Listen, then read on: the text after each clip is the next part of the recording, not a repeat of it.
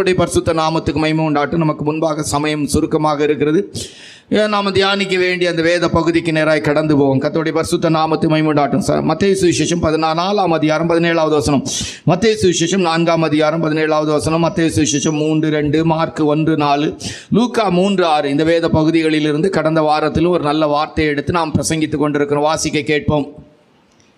அது முதல் இயேசு மனம் திரும்புங்கள், பரலோக ராஜ்யம் சமீபித்திருக்கிறது என்று பிரசங்கிக்க தொடங்கினார். கர்த்தருடைய பரிசுத்த நாமத்துக்கு மகிமை உண்டாகட்டும். மனம் திரும்புங்கள், பரலோக ராஜ்யம் சமீபித்திருக்கிறது. மனம் திரும்புகிற ஒரு மனிதன் பரலோக ராஜ்யத்துக்குள் பிரவேசிப்பான். இது நம்முடைய உபதேசத்தின் அடிப்படையில், வேத சத்தியங்களின் அடிப்படையில் ஆரம்ப கால சத்தியமாய் நாம் எடுத்துக்கொள்ளுகிறோம். மனம் திரும்புதல், ஞானஸ்தானம், ரட்சிப்பு, மனம் திரும்புதல், ஞானஸ்தானம், பரிசுத்தாவின் அபிஷேகம், வேறுபாட்டின் ஜீவியம், தெய்வீக சுகம், பரிசுத்தமாகுதல், ஜெய ஜீவியம் என்பது நம்முடைய வேதத்தின்படியான ஒரு உபதேசத்தின் 7 படிகளாக எடுத்துக்கொள்கிறதுலே ஆரம்ப அனுபவம் மனம் திரும்பல். இந்த மனம் திரும்பலுக்குள்ளே நிறைய அனுபவங்கள் இருக்கிறதாக கடந்த வாரத்திலும் உங்களோடு கூட பேசி நாங்கள் சொல்லி போக கர்த்தர் உதவி செய்தாங்க. கர்த்தருடைய பரிசுத்த நாமத்துக்கு மகிமை உண்டாட்டும். மனம் திரும்புதல்னா என்ன அப்படிங்கிறத குறித்து ஒரு 7 கருத்தை உங்களுக்கு சொன்னோம். மனம் திரும்பல் என்பது துன்மார்க்கமான ஜீவியத்தை விட்டு அல்லது துன்மார்க்கமான ஜீவியத்துக்குரிய இடத்தை விட்டு நாம் வெளியே வந்து தகப்பன் வீட்டுக்கு வந்து சேர்வதும் ஒரு மனம் திரும்பலின் ஜீவியம் என்று சொல்லி இளையகுமாரனுடைய வாழ்க்கையின் அனுபவத்திலிருந்து அந்த வார்த்தையை எடுத்து சொல்லி அந்த மனம் திரும்பலாம் எப்படி அப்படிங்கிறத குறித்ததான காரியங்களை கடந்த வாரத்திலே உங்களுக்கு சொன்னோம். அவைகளை சொல்லி போனால் சமயம் ஆகிவிடும். இரண்டாவதாக நம்ம சொல்லும்போது சொன்னால் பாவம் என்றால் என்ன அப்படின்னு சொல்லி பார்த்தோம். பாவம் என்றால் என்ன, பாவத்துக்குள் என்ன தன்மைகள் இருக்கிறது அப்படின்னு சொல்லி பார்த்தோம். பாவம் என்று சொல்லும்போது எடுத்து பேசுறது, அப்படி நிறைய காரியம் இருக்கு. அவைகளில் ஒரு சில விஷயங்களை உங்களுக்கு எடுத்து சொல்லும் ஆண்டவருடைய கிருபையினாலே. பாவம் என்ன செய்கிறது அப்படின்னு சொல்லும்போது, பாவம் ஒரு மனிதன் வஞ்சிக்கக்கூடியதாக, பயமுள்ளவனாக, சாபத்தை உடைய ஒரு மனிதனாக, நிர்பந்தமான ஒரு அடிமைக்குரியதான அனுபவத்திலே அவனால் வெளியே வர முடியாத அளவுக்கு நிர்பந்தமான ஒரு மனுஷனாய் அவனை மாற்றி வைக்கிறது. பாவம் அவனுக்கு விரோதமாய் சத்தமிடுகிறது. பலவிதமான சாட்சிகளின் அனுபவத்தோடு கூட அவனுக்கு விரோதமாக சத்தமிடுகிற ஒன்றாக மாறிவிடுகிறது. பாவம் அவனுடைய வாழ்க்கையிலே ஒரு கீழ்த்தரமான ஒரு அருவருப்பான அனுபவத்துக்குள்ளே அவனை கொண்டு வந்து நிறுத்தி விடுகிறது. பாவம் ஒரு மனிதனுக்கு நித்திய நியாய தீர்ப்புக்குரிய 2ஆம் மரணமாகிய மரணத்தை அவனுக்கு கொடுக்கிறது என்று சொல்லி நாங்கள் உங்களுக்கு சொன்னோம். அடுத்தபடியாக நாங்கள் உங்களுக்கு சொன்னதான விஷயம் பாவத்துக்குரியதான சாட்சிகள். நான் உன்னை நியாயம் செய்கிற நாளிலே உன் இருதயம் தாங்குமோ, உன் கைகள் திடமாக இருக்குமோ அப்படின்னு சொல்லி எசேக்கியேலின் தீர்க்க தரிசன புஸ்தகத்தில் ஒரு மனிதன் பாவம் செய்யும் போது அவன் மனம் திரும்பாதவனாக இருப்பான், ஆனால் அவனுக்கு விரோதமான 7 சாட்சிகள் இருக்கிறதாக வேதத்தின் அடிப்படையில் நாங்கள் உங்களுக்கு எடுத்து சொன்னோம். அந்த 7 சாட்சிகளிலே ஒரு சாட்சியை குறித்து தெளிவாக உங்களுக்கு சொன்னோம். சாட்சி. இன்றைக்கு இருக்கிற மனிதன் செய்கிற எல்லா பாவத்துக்கும் இன்றைக்கு இந்த பூமியிலே சாட்சிகள் இருக்கிறது. நாம் நினைக்கிறோம் இல்லை என்று சொல்லி நினைக்கிற நாட்கள் ஆகும்போது, காலங்கள் ஆகும்போது பாவத்துக்கு சாட்சிகள் இல்லை என்பதாக நாம் நினைத்துக் கொள்கிறோம். நம்மை மற்றவர்கள் புகழ்ந்து பேசுறதுனால் நாம் ஏற்கனவே உங்களுக்கு சொன்னது போல இன்றைக்கு இருக்கிற அரசியல்வாதிகள் எல்லாம் பலவிதமான ஊழல்கள், லஞ்சம் என்று சொல்லக்கூடிய வார்த்தைக்கு சொந்தக்காரர்களாய் பல விதங்களிலே பணத்தை சேர்த்திருக்கிறார்.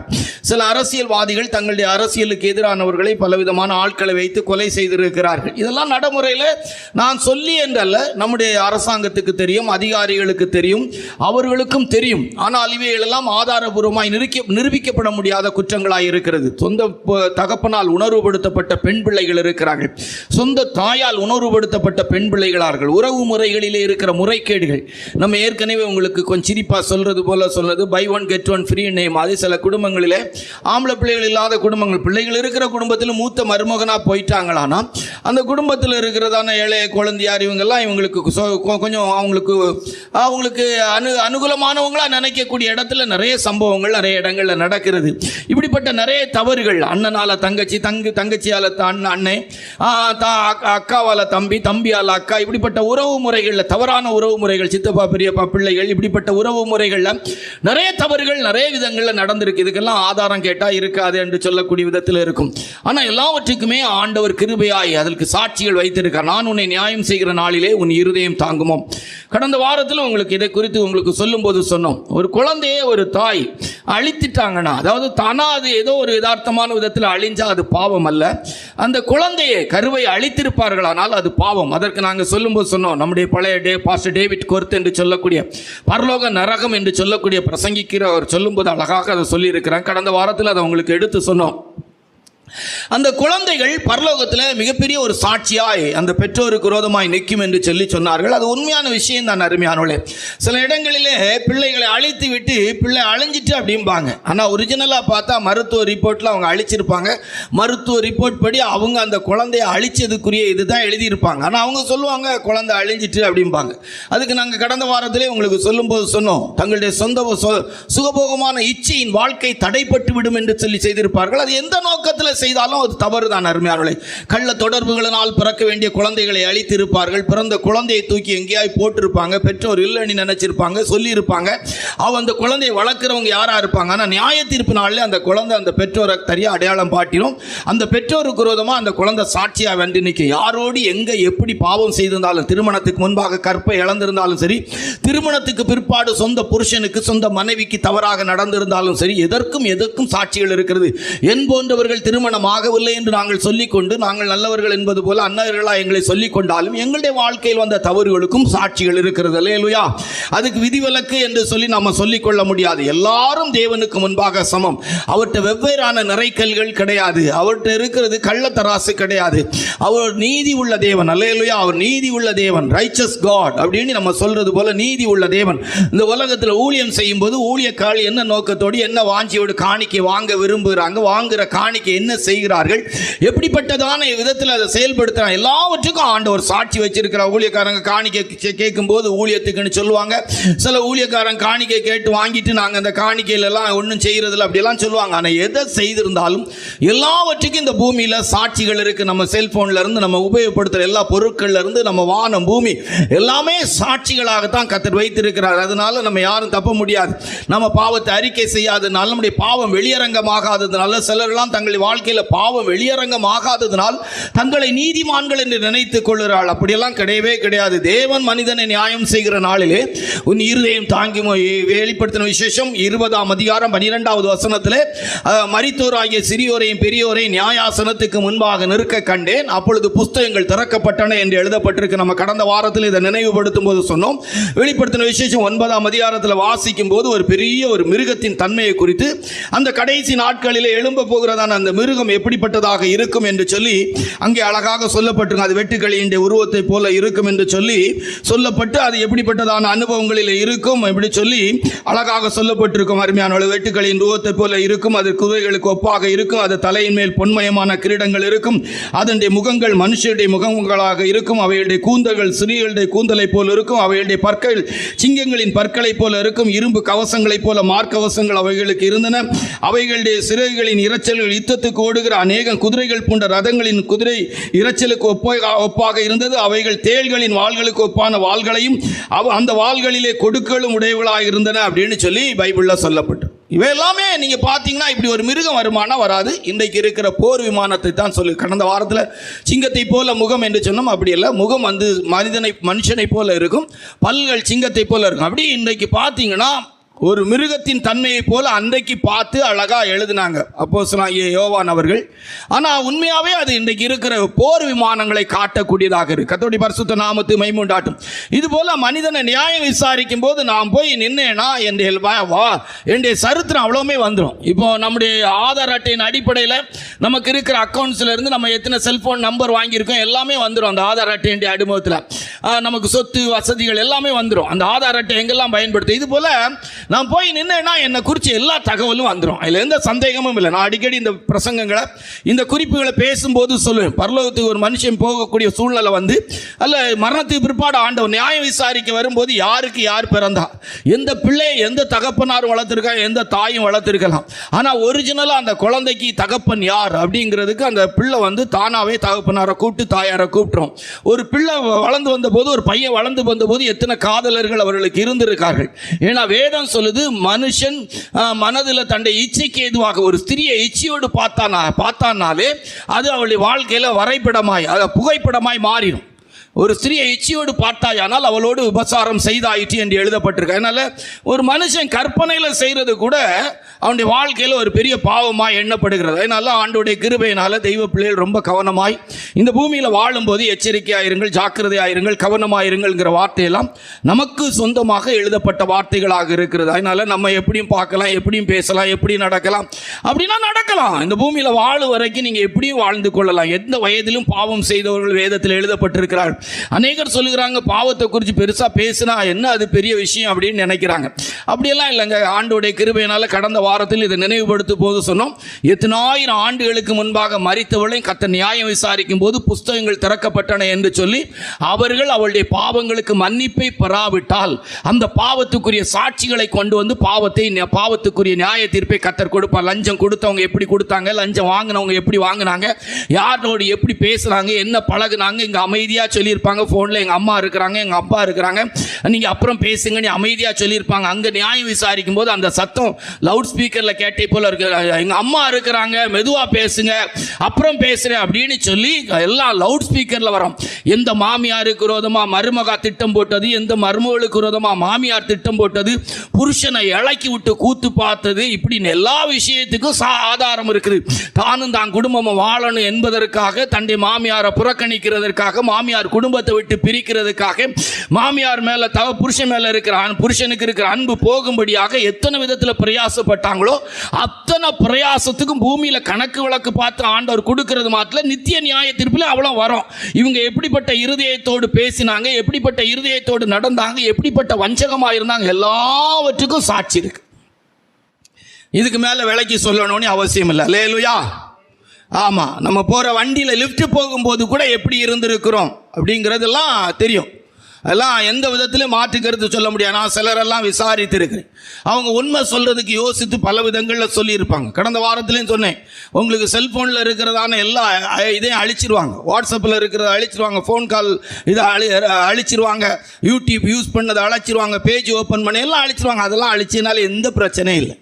உங்களை நீங்க ஏமாற்றி இருக்கிறீங்க, உங்களை மற்றவங்களுக்கு முன்பாக நடித்து காட்டி எல்லாவற்றுக்கும் ஆதாரம் இருக்கு. அல்லேலூயா. எதையுமே நீங்க அழிக்கவே முடியாது. தேவனா அழிச்சாதான் அழிக்க முடியுமே தவிர நீங்களா எதையும் என்ன செய்ய முடியாது, அழிக்கவே முடியாது. உங்க மனசாட்சியை அழிக்க முடியாது. சொல்லுங்க பாப்போம், நான் வாட்ஸ்அப்பில் அழிச்சதெல்லாம் அழிஞ்சிட்டு அதனால என் மனசாட்சி விட்டு போயிட்டுன்னு நான் சொல்ல முடியுமா? சகோதரா, உங்களுடைய வாழ்க்கையில் நீங்க வாட்ஸ்அப்பில் அழிச்சதெல்லாம் அழிஞ்சிட்டு பிரதர், ஆனா உங்களுக்கு வாட்ஸ்அப்பில் அழிச்சது எதுன்னு தெரியுமா தெரியாதா? தெரியும். அப்போ அழியலை, அது தெரியும், அப்படிதானா? உங்களுக்கு வாட்ஸ்அப்பில் அழிச்சதெல்லாம் தெரியும். வாட்ஸ்அப்பில் உள்ளது உங்க என்ன அனுப்புனா தெரியுமா தெரியாதா? எல்லாருக்கும் தெரியும். இதான் முதல் சாட்சி. முதல் சாட்சி எது? மனசாட்சி. முதல் சாட்சி எது? மனசாட்சி சாட்சி. அதுக்குரிய ஆதாரமான வசனங்களை உங்களுக்கு எடுத்து சொன்னோம்.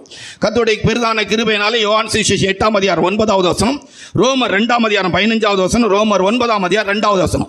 எப்படி சாட் பண்ண, எப்படி பேசணும், ஆரம்ப பழக்கம் எப்படி இருந்துச்சு, போக போக பழக்கம் எப்படி மாறிச்சு, அண்ணனா பழகினவங்க எப்படி மாறினாங்க, அக்காவை பழகினவங்க எப்படி மாறினாங்க, தங்கச்சியா பழகினவங்க எப்படி மாறினாங்க, எல்லாம் ஆஃபீஸில் பழகினது, வேலைக்கு போன இடத்துல பழகினது, பழக்க வழக்கங்கள் எல்லாம் எப்படி இருந்தது, எப்படி நம்ம பரிதாபப்பட்டோம், எப்படிப்பட்ட விதத்தில் பிரயாசப்பட்டோம், ஒரு பழக்க வழக்கத்தை திருப்திப்படுத்துவதற்கு நாம் எப்படி நடந்த, எல்லாவற்றுக்கும் சொந்த மனசாட்சி சாட்சி. அல்லேலூயா. யாராலுமே அதை மாற்றி அமைக்கவே முடியாது. சொந்த மனசாட்சிக்கு தெரியும். எனக்கு தெரிஞ்ச விதத்தில் சிலர் பாவம் செய்வதற்கு துடிப்பார்கள். பாவம் செய்வதற்காக அழைக்கப்பட்ட அழைப்புக்கு இணங்கி எத்தனை பொய் சொல்லக்கூடிய இடத்துல மனிதர்கள் வாழ்ந்திருக்கிறாங்க தெரியுமா? பாவத்துக்கு ஜோடிக்கப்பட்ட அனுபவங்களிலே பொய் சொல்லுகிறதற்கு நம்முடையவர்கள் சிலர் எல்லாம் பழக்கப்பட்டவர்கள். உலகத்தில் மாத்திரமல்ல, நம்முடையவர்கள் சிலர் கூட பழக்கப்பட்ட நிலவரத்திலே மாற்றப்பட்டிருக்கிறார்கள். பாவத்தை செய்வதற்காக எத்தனையோ விதமான பொய்களை ஜோடித்திருக்கிறார்கள். அருமையானவர்களே, அப்படிப்பட்டதான பொய்கள்லாம் ஜோடிக்கப்பட்டதுனால அவர்களுடைய பாவம் மறைக்கப்பட்டிருக்கிறது.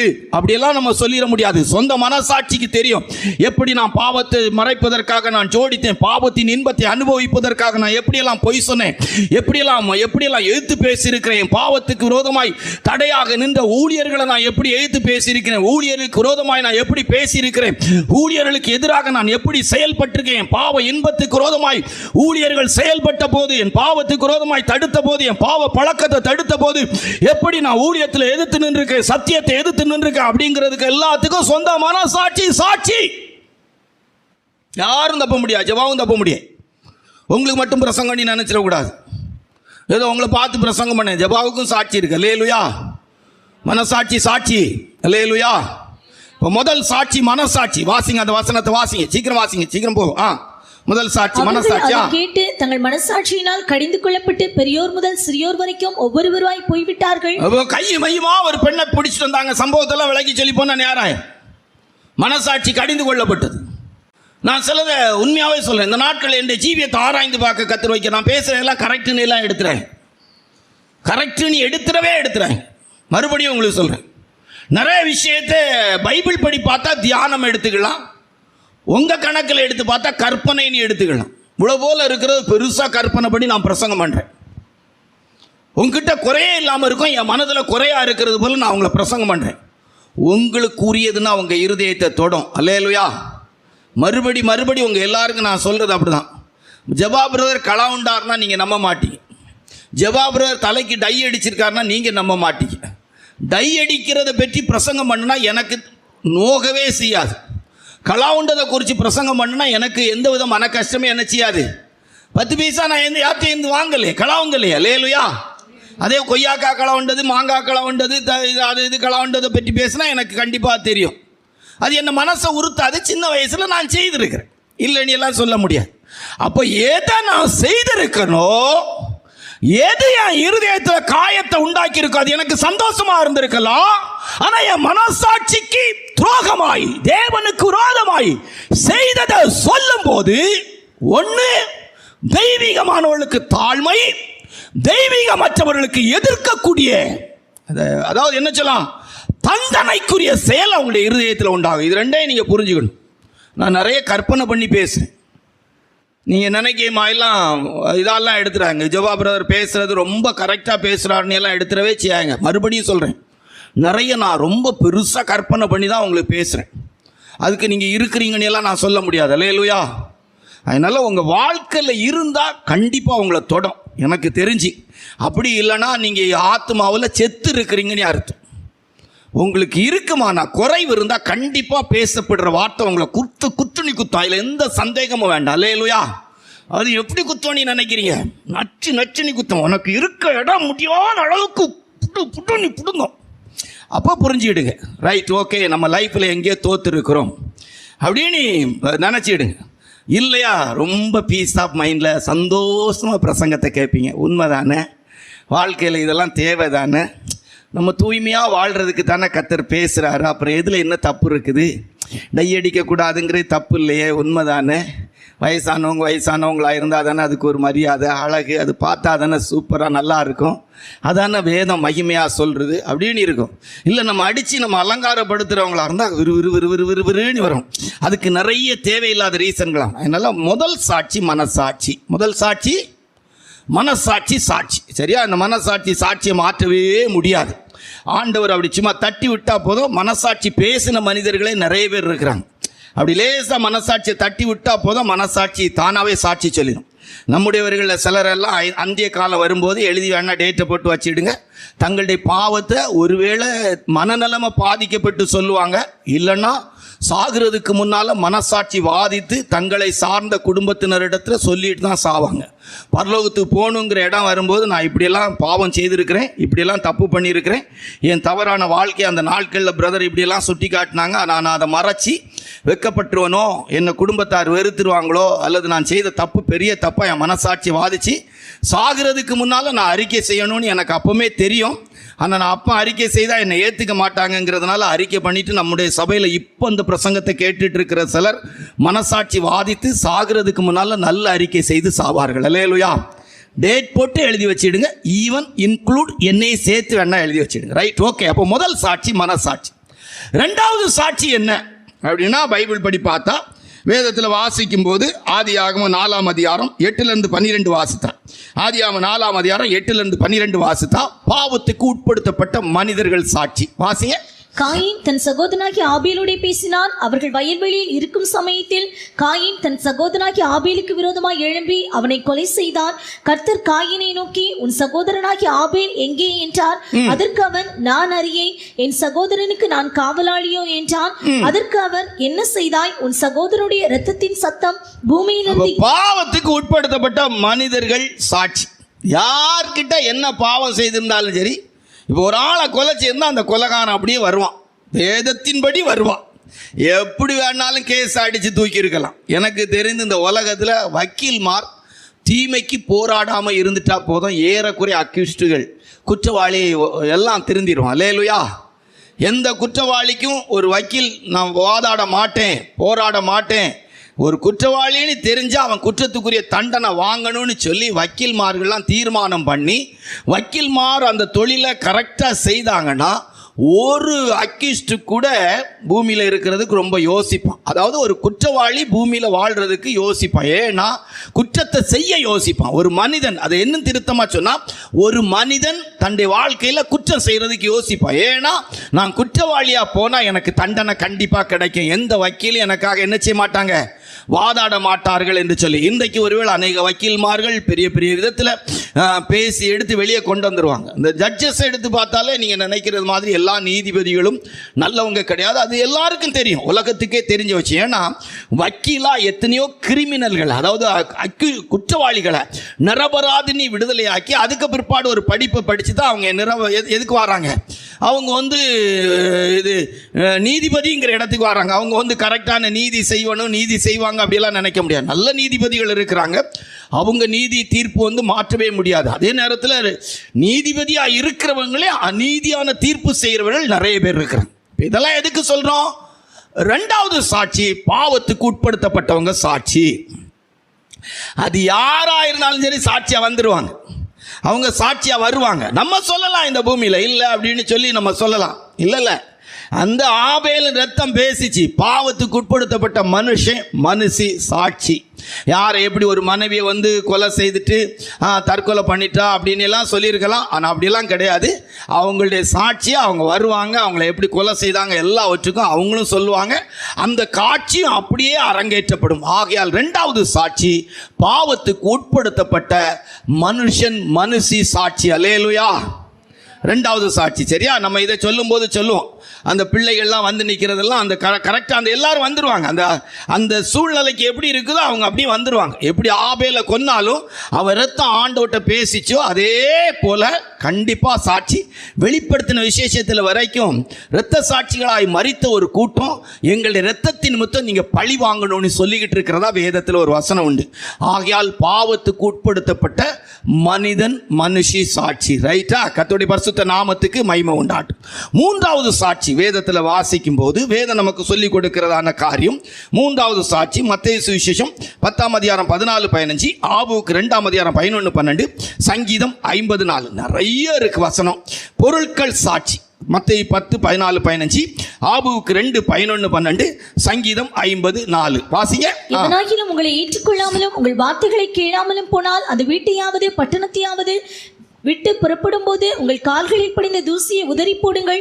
நியாய தீர்ப்பு நாளிலே அந்த பட்டணத்திற்கு நேரிடுவதை பார்க்கிலும் சோதோம் குமாரா நாட்டிற்கு நேரிடுவது. தூசி சாட்சி. நாலாவது என்னது?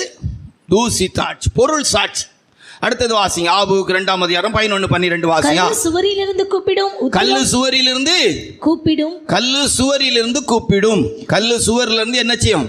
கூப்பிடும். இங்க ஒரு கேமரா இருக்கு, நல்லா கவனிச்சிடு. இந்த கேமரா பார்த்தீங்கன்னா இப்போ உறங்கிட்டு இருக்கிறவங்களுக்கு வரைக்கும் சாட்சியாக இருக்குது. அல்லேலூயா.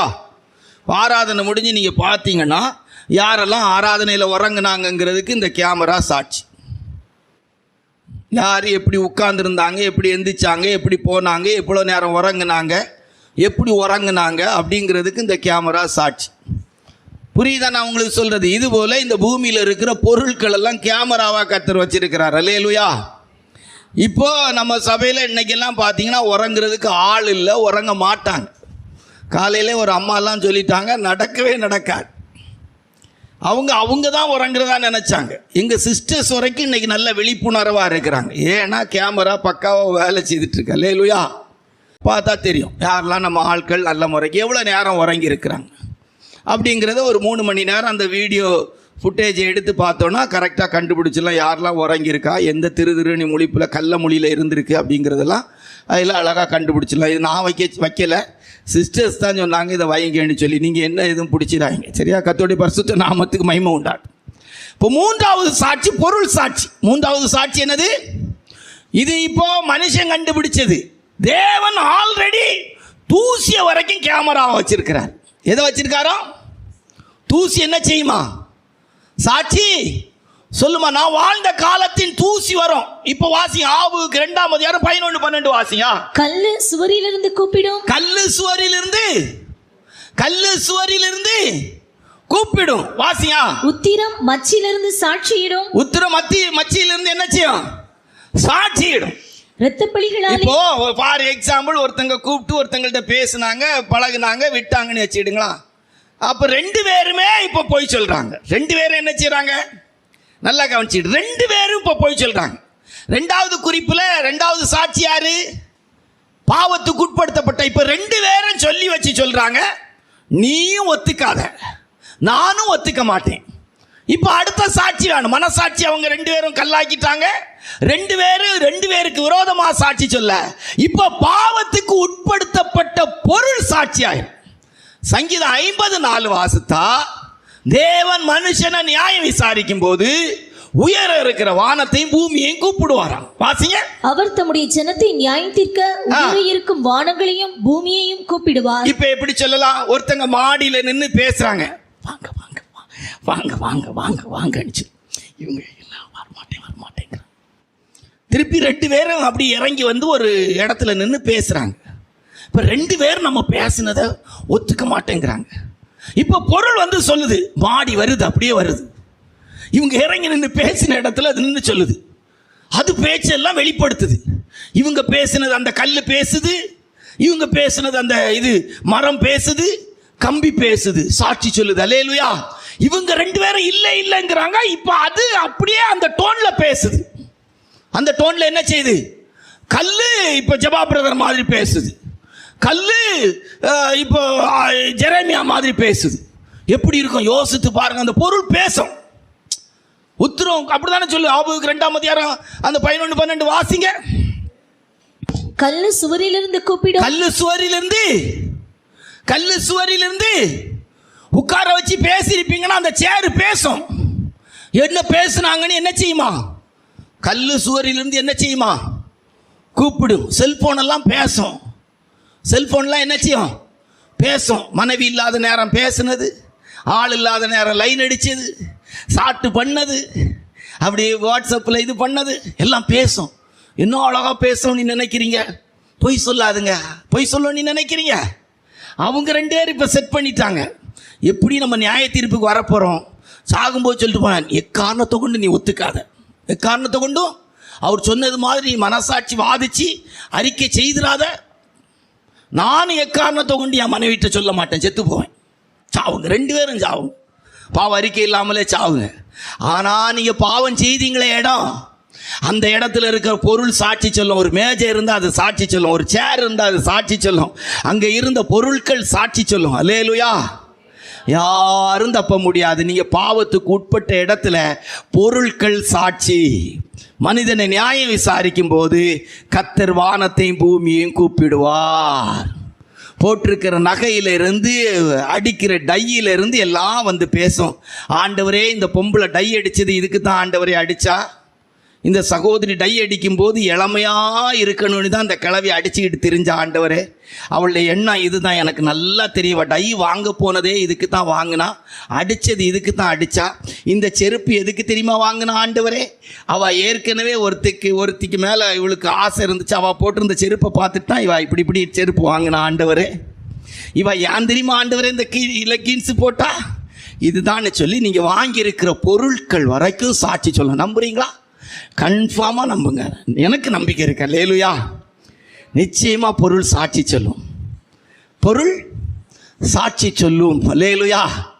உங்களுக்கு எப்படி நம்பிக்கை இருக்குன்னு தெரில, எனக்கு நல்ல நம்பிக்கை இருக்குது. அல்லேலூயா.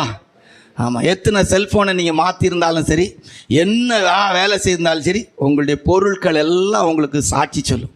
உங்கள் வண்டி போகக்கூடாத இடத்துல போயிருந்தால் நீங்கள் எவ்வளோதான் மறுத்து பேசினாலும் அந்த வண்டி அந்த இடத்துல நின்று சொல்லும், ஜெபா பிரதர் இந்த டேட்டெல்லாம் பக்காவாக வந்துடும். இப்போவுமே கூகுளில் வந்து பார்த்தீங்கன்னா நீங்கள் எத்தனையோ வருஷத்துக்கு முன்னால் ஏற்றி வச்ச ஃபோட்டோலாம் நீங்கள் எத்தனை தடவை ஃபார்மேட் பண்ணியிருந்தாலும் மறுபடியும் உங்களுடைய புகைப்படங்கள் எல்லாம் உங்களுக்கு புதிதாக அனுப்பி வைக்கப்படும் அப்படின்னு வருது. அல்லேலூயா. புரியுதா உங்களுக்கு? பறஞ்சது மனசிலாயோ? உங்களுக்கு மலையாளம் அறியுமோ? மலையாளம்லாம் அறியும். இங்கே கொஞ்சம் வயறு தான் கொஞ்சம் கட்டி கொஞ்சம் கலங்கிட்டு இருந்தேம்மா இருக்கு. ஒன்றும் கவலைப்படாங்க. மன்னிப்பை பெற்றுக்கிட்டா நல்லது. பொருள் சாட்சி, மூன்றாவது சாட்சி யாரு? பொருள் சாட்சி. நல்லா கவனிச்சிடுங்க, நீங்கள் யூஸ் பண்ணுற பொருட்கள் வரைக்கும் சாட்சி. இப்படியெல்லாம் பார்த்தா ஊழியக்காரங்களாம் நிறைய பேர் தப்பிக்கிடவே முடியாதுங்க. அதனால தான் அந்நாளில் அநேகரை பார்த்து சொல்லுவாராம், உங்களை ஒரு காலம் அறியும், நீங்கள் எப்படி பிரசங்கத்தை கேட்க பயம். எனக்கெல்லாம் சில நேரங்களில் வசனத்தை கேட்கும்போது என் வசனத்துக்கு நடுங்கிறவனையே நோக்கி பார்ப்பேன். திக்கு புக்குன்னு இருக்குது. ஒவ்வொரு விஷயத்திலும் ஆண்டவருக்கு முன்பாக போகிற எல்லா இடத்திலும் ஆண்டவர் இருக்கிறார். அதனால தான் அன்னைக்கு சொல்லிட்டாங்க, அதை இன்னைக்கு ஏற்றுக்க மாட்டாங்க. தூளிலும் இருக்கிறார் துரும்பிலும் இருக்கிறார்னாங்க. நம்ம பைபிள் சொல்கிற வசனத்தை வச்சு தான் அவங்க சொன்னது. தூசியை நியாய தீர்ப்புக்கு என்ன செய்வாரா? கொண்டு வருவார். உயர இருக்கிற வானத்தையும் பூமியையும் கூப்பிடுவார். அதனால தான் அவன் வானத்தை பார்த்து வணங்கான். நீ எனக்கு சாட்சி சொல்லாதங்கிறதை தான் வணங்குவான்னு நினைக்கிறேன். நான் சொன்னது புரிஞ்சா உங்களுக்கு? ஏன்னா வேதம் சொல்லுது வானத்தையும் பூமி என்ன செய்வாராம். சிஸ்டர், நீங்கள் பூமியில் தானே இருக்கிறீங்க, மேலே வானம் இருக்கா, அப்போ சாட்சி சொல்லுமா? உங்களுக்கு சாட்சி சொல்லாத, நான் பொதுவாக சொன்னேன். கர்த்தருடைய பரிசுத்த நாமத்துக்கு மகிமை. அப்போ உங்களுக்கு சாட்சி சொல்லாதுன்னா தப்பி இருக்கு. அப்படில நீங்கள் தப்பி போகிறதுக்கு வாய்ப்பு இருக்குன்னு சொன்னேன். கர்த்தருடைய பரிசுத்த நாமத்துக்கு மகிமை. அல்லேலூயா.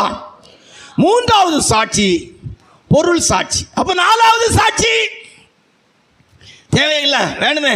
வெளிப்படுத்தின விசேஷத்தில் வாசிக்கும் போது, வெளிப்படுத்தின விசேஷம் 12ஆம் அதிகாரம் 10வது வசனத்தை வாசித்தா, வெளிப்படுத்தல் 12:10 வாசித்தால், வெளிப்படுத்தின விசேஷம் 12:10 வாசித்தால், வாசிய.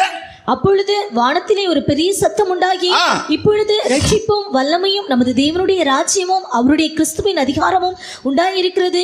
இரவும் பகலும் நம்முடைய தேவனுக்கு முன்பாக நம்முடைய சகோதரர் மேல் குற்றம் சுமத்தும் பொருட்டு அவர்கள் மேல் குற்றம் சாட்டுகிறவன் தாழ தள்ளப்பட்டு போனான். ஆமா, இரவும் பகலும், நைட் அண்ட் டே சாட்சி சொல்லி குற்றப்படுத்திட்டு இருக்கான். யாரு? சாத்தான். நீங்க நினைக்கமா ஆண்டவர்கிட்ட போய் அவன் பெரிய பொய்யெல்லாம் சொல்ல மாட்டான், உண்மை அப்படியே சொல்லுவான். ஆண்டவரே, இந்த மாமியாரை பாருங்க ஆண்டவரே, தான் மகளுக்கு ஃபோன் பண்ணி மருமகளை பற்றி குறைய சொல்லிட்டு இருக்கிறா.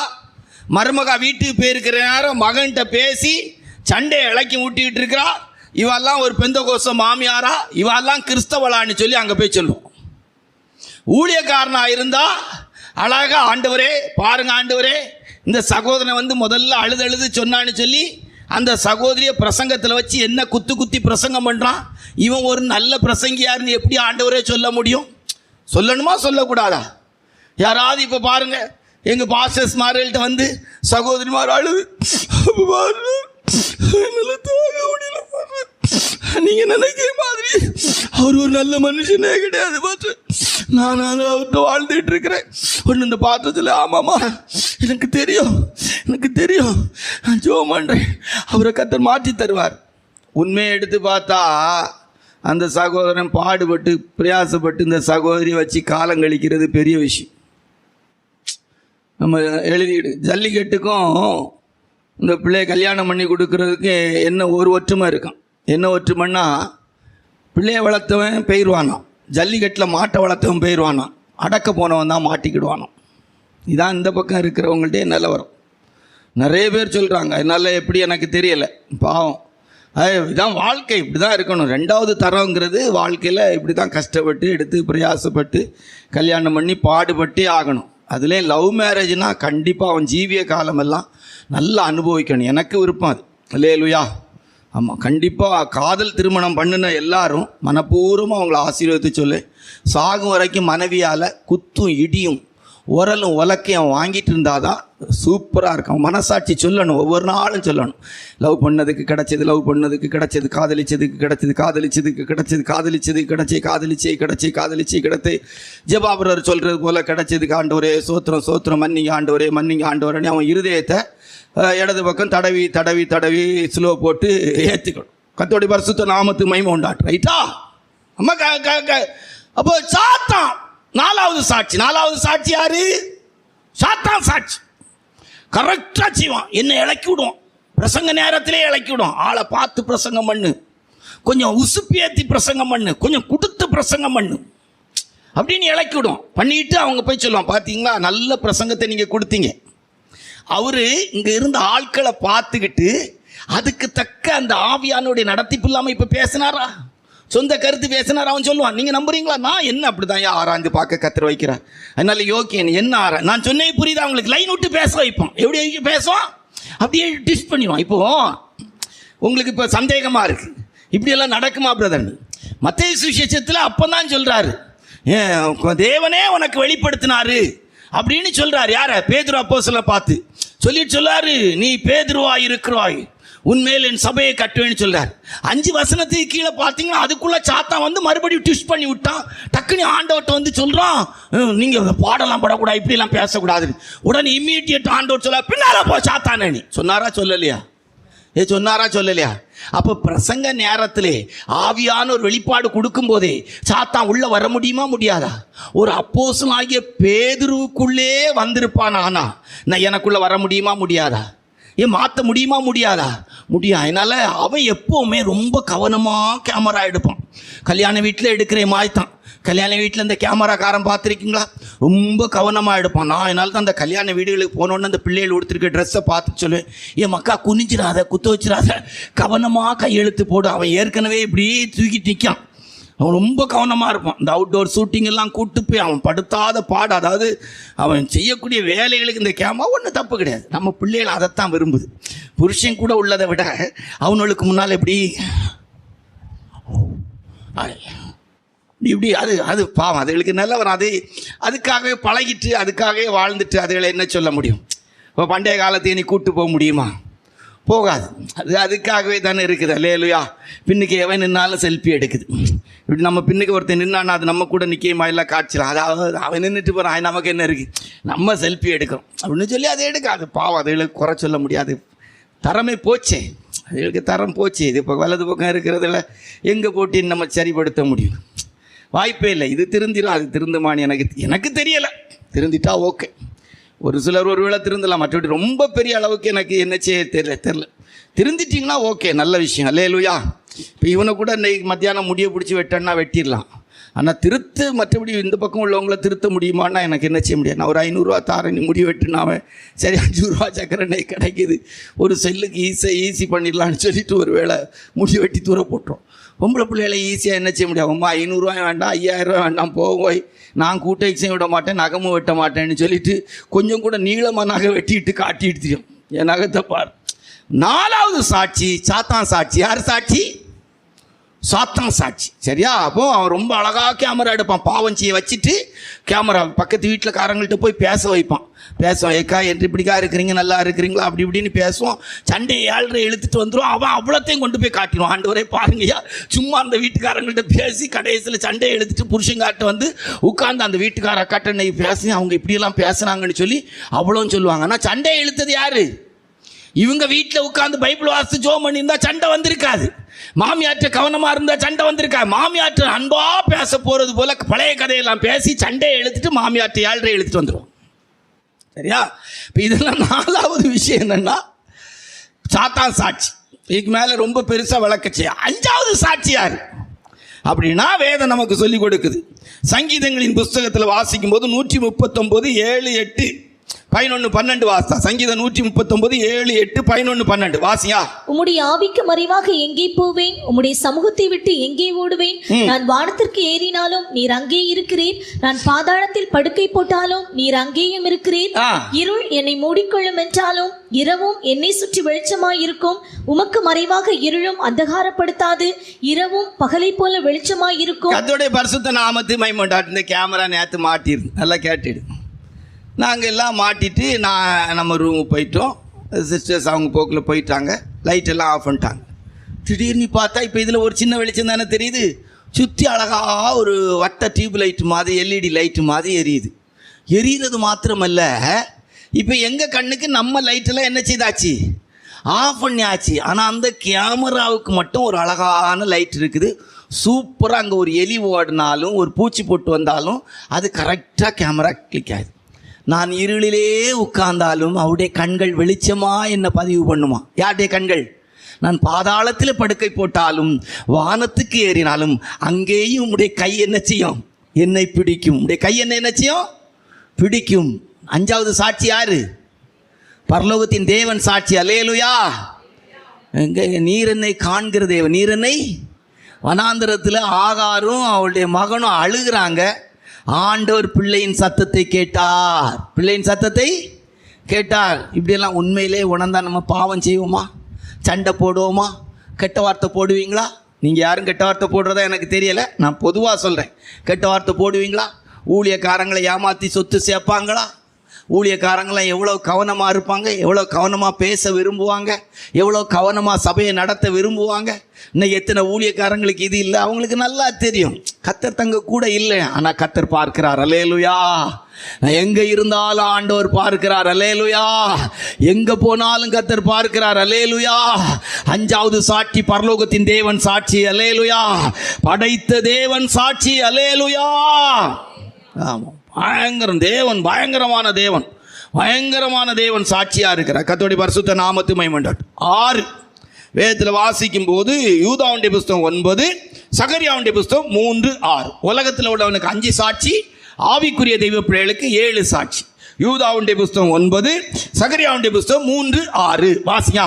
பிரதான தூதனாகிய மீகாவேல் மோசேயினுடைய சரீரத்தை குறித்து பிசாசுடனை தர்க்கித்து பேசின போது 6வது சாட்சி ஒரு தூதன் சாட்சியாய் மாறுகிறான். யாரு? தூதர்கள் சாட்சி. யார் சாட்சி? தூதர்கள் சாட்சி. ஒவ்வொரு ரட்சிக்கப்பட்ட தெய்வ பிள்ளையும் குறைஞ்சபட்சம் 2 தூதர்கள் இருக்கிறாங்க. அதனால தான் நம்மள நிறைய பேர் பாதுகாக்கப்பட்டோம். வாகனங்களில் போகும்போது யதார்த்தமாக கீழே விழ வேண்டிய நம்ம பாதுகாக்கப்பட்டோம். கீழே விழுந்தாலும் சிலர் பாதுகாக்கப்பட்டோம். அநேக நேரங்களில் சத்ரு பயங்கரமாக நமக்கு விரோதமாக வந்தபோது தேவன் தம்முடைய தூதர்களை வைத்து நம்மை பாதுகாத்தார். அல்லேலூயா. கண்ணு வைக்கிற நேரத்தில் நான் எப்படி பாதுகாக்கப்பட்டேன்னு நம்ம நினைப்போம். அந்த பாதுகாப்புக்கு ஒரு காரணம் தேவன் நமக்கு கொடுத்த தூதர்கள் அதற்கு காரணம். அல்லேலூயா. அது நீங்கள் எப்படி உணர்ந்திருக்கீங்கன்னு தெரியல, நான் என் வாழ்க்கையில் நிறைய நேரம் உணர்ந்திருக்கிறேன். அல்லேலூயா. ஆகையினால 6வது தூதர்கள் சாட்சி. அந்த வசனத்தில் இன்னொன்று வாசிங்க, சகரியாவுடைய புஸ்தகத்தில் உள்ளதை வாசிங்க. அவர் பிரதான ஆசாரியனாகிய யோசுவாவை எனக்கு காண்பித்தார். அவன் கர்த்தருடைய தூதனுக்கு முன்பாக நின்றான். சாத்தான் அவனுக்கு போதும். கர்த்தருடைய தூதனுக்கு முன்பாக நின்றார். இங்கேயும் கூட தூதன் ஒரு சாட்சியாய் மாறும். 7வது சாட்சி 2 கொரிந்தியர் 8:3, கலாத்தியர் 4:15. 2 கொரிந்தியர் 8:3, கலாத்தியர் 4:15. உங்களுக்கு நான் சாட்சி, எங்களுக்கு நீங்க சாட்சி. வாசிய. மேலும் அவர்கள் தங்கள் திராணிக்கத்தக்கதாகவும் தங்கள் திராணிக்கு மிஞ்சியும் கொடுக்க தாங்களே மனதுள்ளவர்களாய் இருந்தார்கள் என்பதற்கு நான் சாட்சியாயிருக்கிறேன். நான் சாட்சியாயிருக்கேன். அப்போ உங்களுக்கு நாங்க சாட்சி, எங்களுக்கு நீங்க என்னது? சாட்சி. அப்போ 7 சாட்சி இருக்கு. போதும் நீ நினைக்கிறேன். பாவம், நான் உன்னை நியாயம் செய்கிற நாளிலே உன் இருதயம் தாங்குமோ, உன் கைகள் திடமா இருக்குமோ அப்படின்னு சொல்லி. இந்த பாவத்துக்கு சம்பளம் எப்படி வரும், எப்படி மனம் திரும்பணும், அடுத்த ஸ்டெப். ரைட்டா? இப்போ பாவத்துக்குரிய ஒரு 7 சாட்சி. மனம் திரும்பலுக்கு நம்ம ஏன் இவ்வளவுக்கு நம்ம மனம் திரும்ப வேண்டும் என்கிறத குறித்து தியானிக்கும் போது பாவத்துக்கு இவ்வளவு சாட்சி இருக்கு. இப்போ பாவம் எப்படி நம்முடைய வாழ்க்கையில் நமக்கு சம்பளம் கிடைக்கும், பாவத்துக்கு என்ன சம்பளம் கிடைக்கும், எப்படியெல்லாம் கிடைக்கும் அப்படின்னு சொல்லி ஏற்கனவே நம்ம தெரிஞ்ச விஷயத்தை மறுபடி ஒருக்கா இன்னைக்கு தியானிப்போம். அப்புறம் பாவத்திலிருந்து எப்படி நம்ம விடுதலை ஆகிறதுக்கு நம்ம என்ன செய்யணும், அடுத்த காரியத்தை நம்ம தியானிப்போம். ரைட்டா? அப்போ பாவத்துக்கு எப்படி சம்பளம் கிடைக்கும் அப்படின்னா, முதல் சம்பளம் 2 சாமுவேல் 12ஆம் அதிகாரம் 14-15 வாஸ்தா. ஒரு மனுஷன் மனம் திரும்பாட்டா இந்த பூமியில பாவத்துக்கு சம்பளம், பாவத்துக்கு கிடைக்கிற தண்டனை எப்படியெல்லாம் கிடைக்கும் இந்த பூமியில, அதாவது பூமியில பாவத்துக்கு தண்டனை எப்படியெல்லாம் கிடைக்கும். பாவத்தின் சம்பளம் மரணம் என்று சொன்னது போல மனம் திரும்பாத மனிதர்களுக்கு எப்படி சம்பளம் அவங்க அக்கௌண்ட்ல யாரும். சரியா? புரியுதா தம்பி உங்களுக்கு பிரசங்கம்? பாவம் செய்கிற மனுஷனுக்கு சம்பளம் அக்கௌண்ட்ல எப்படி யாரும்.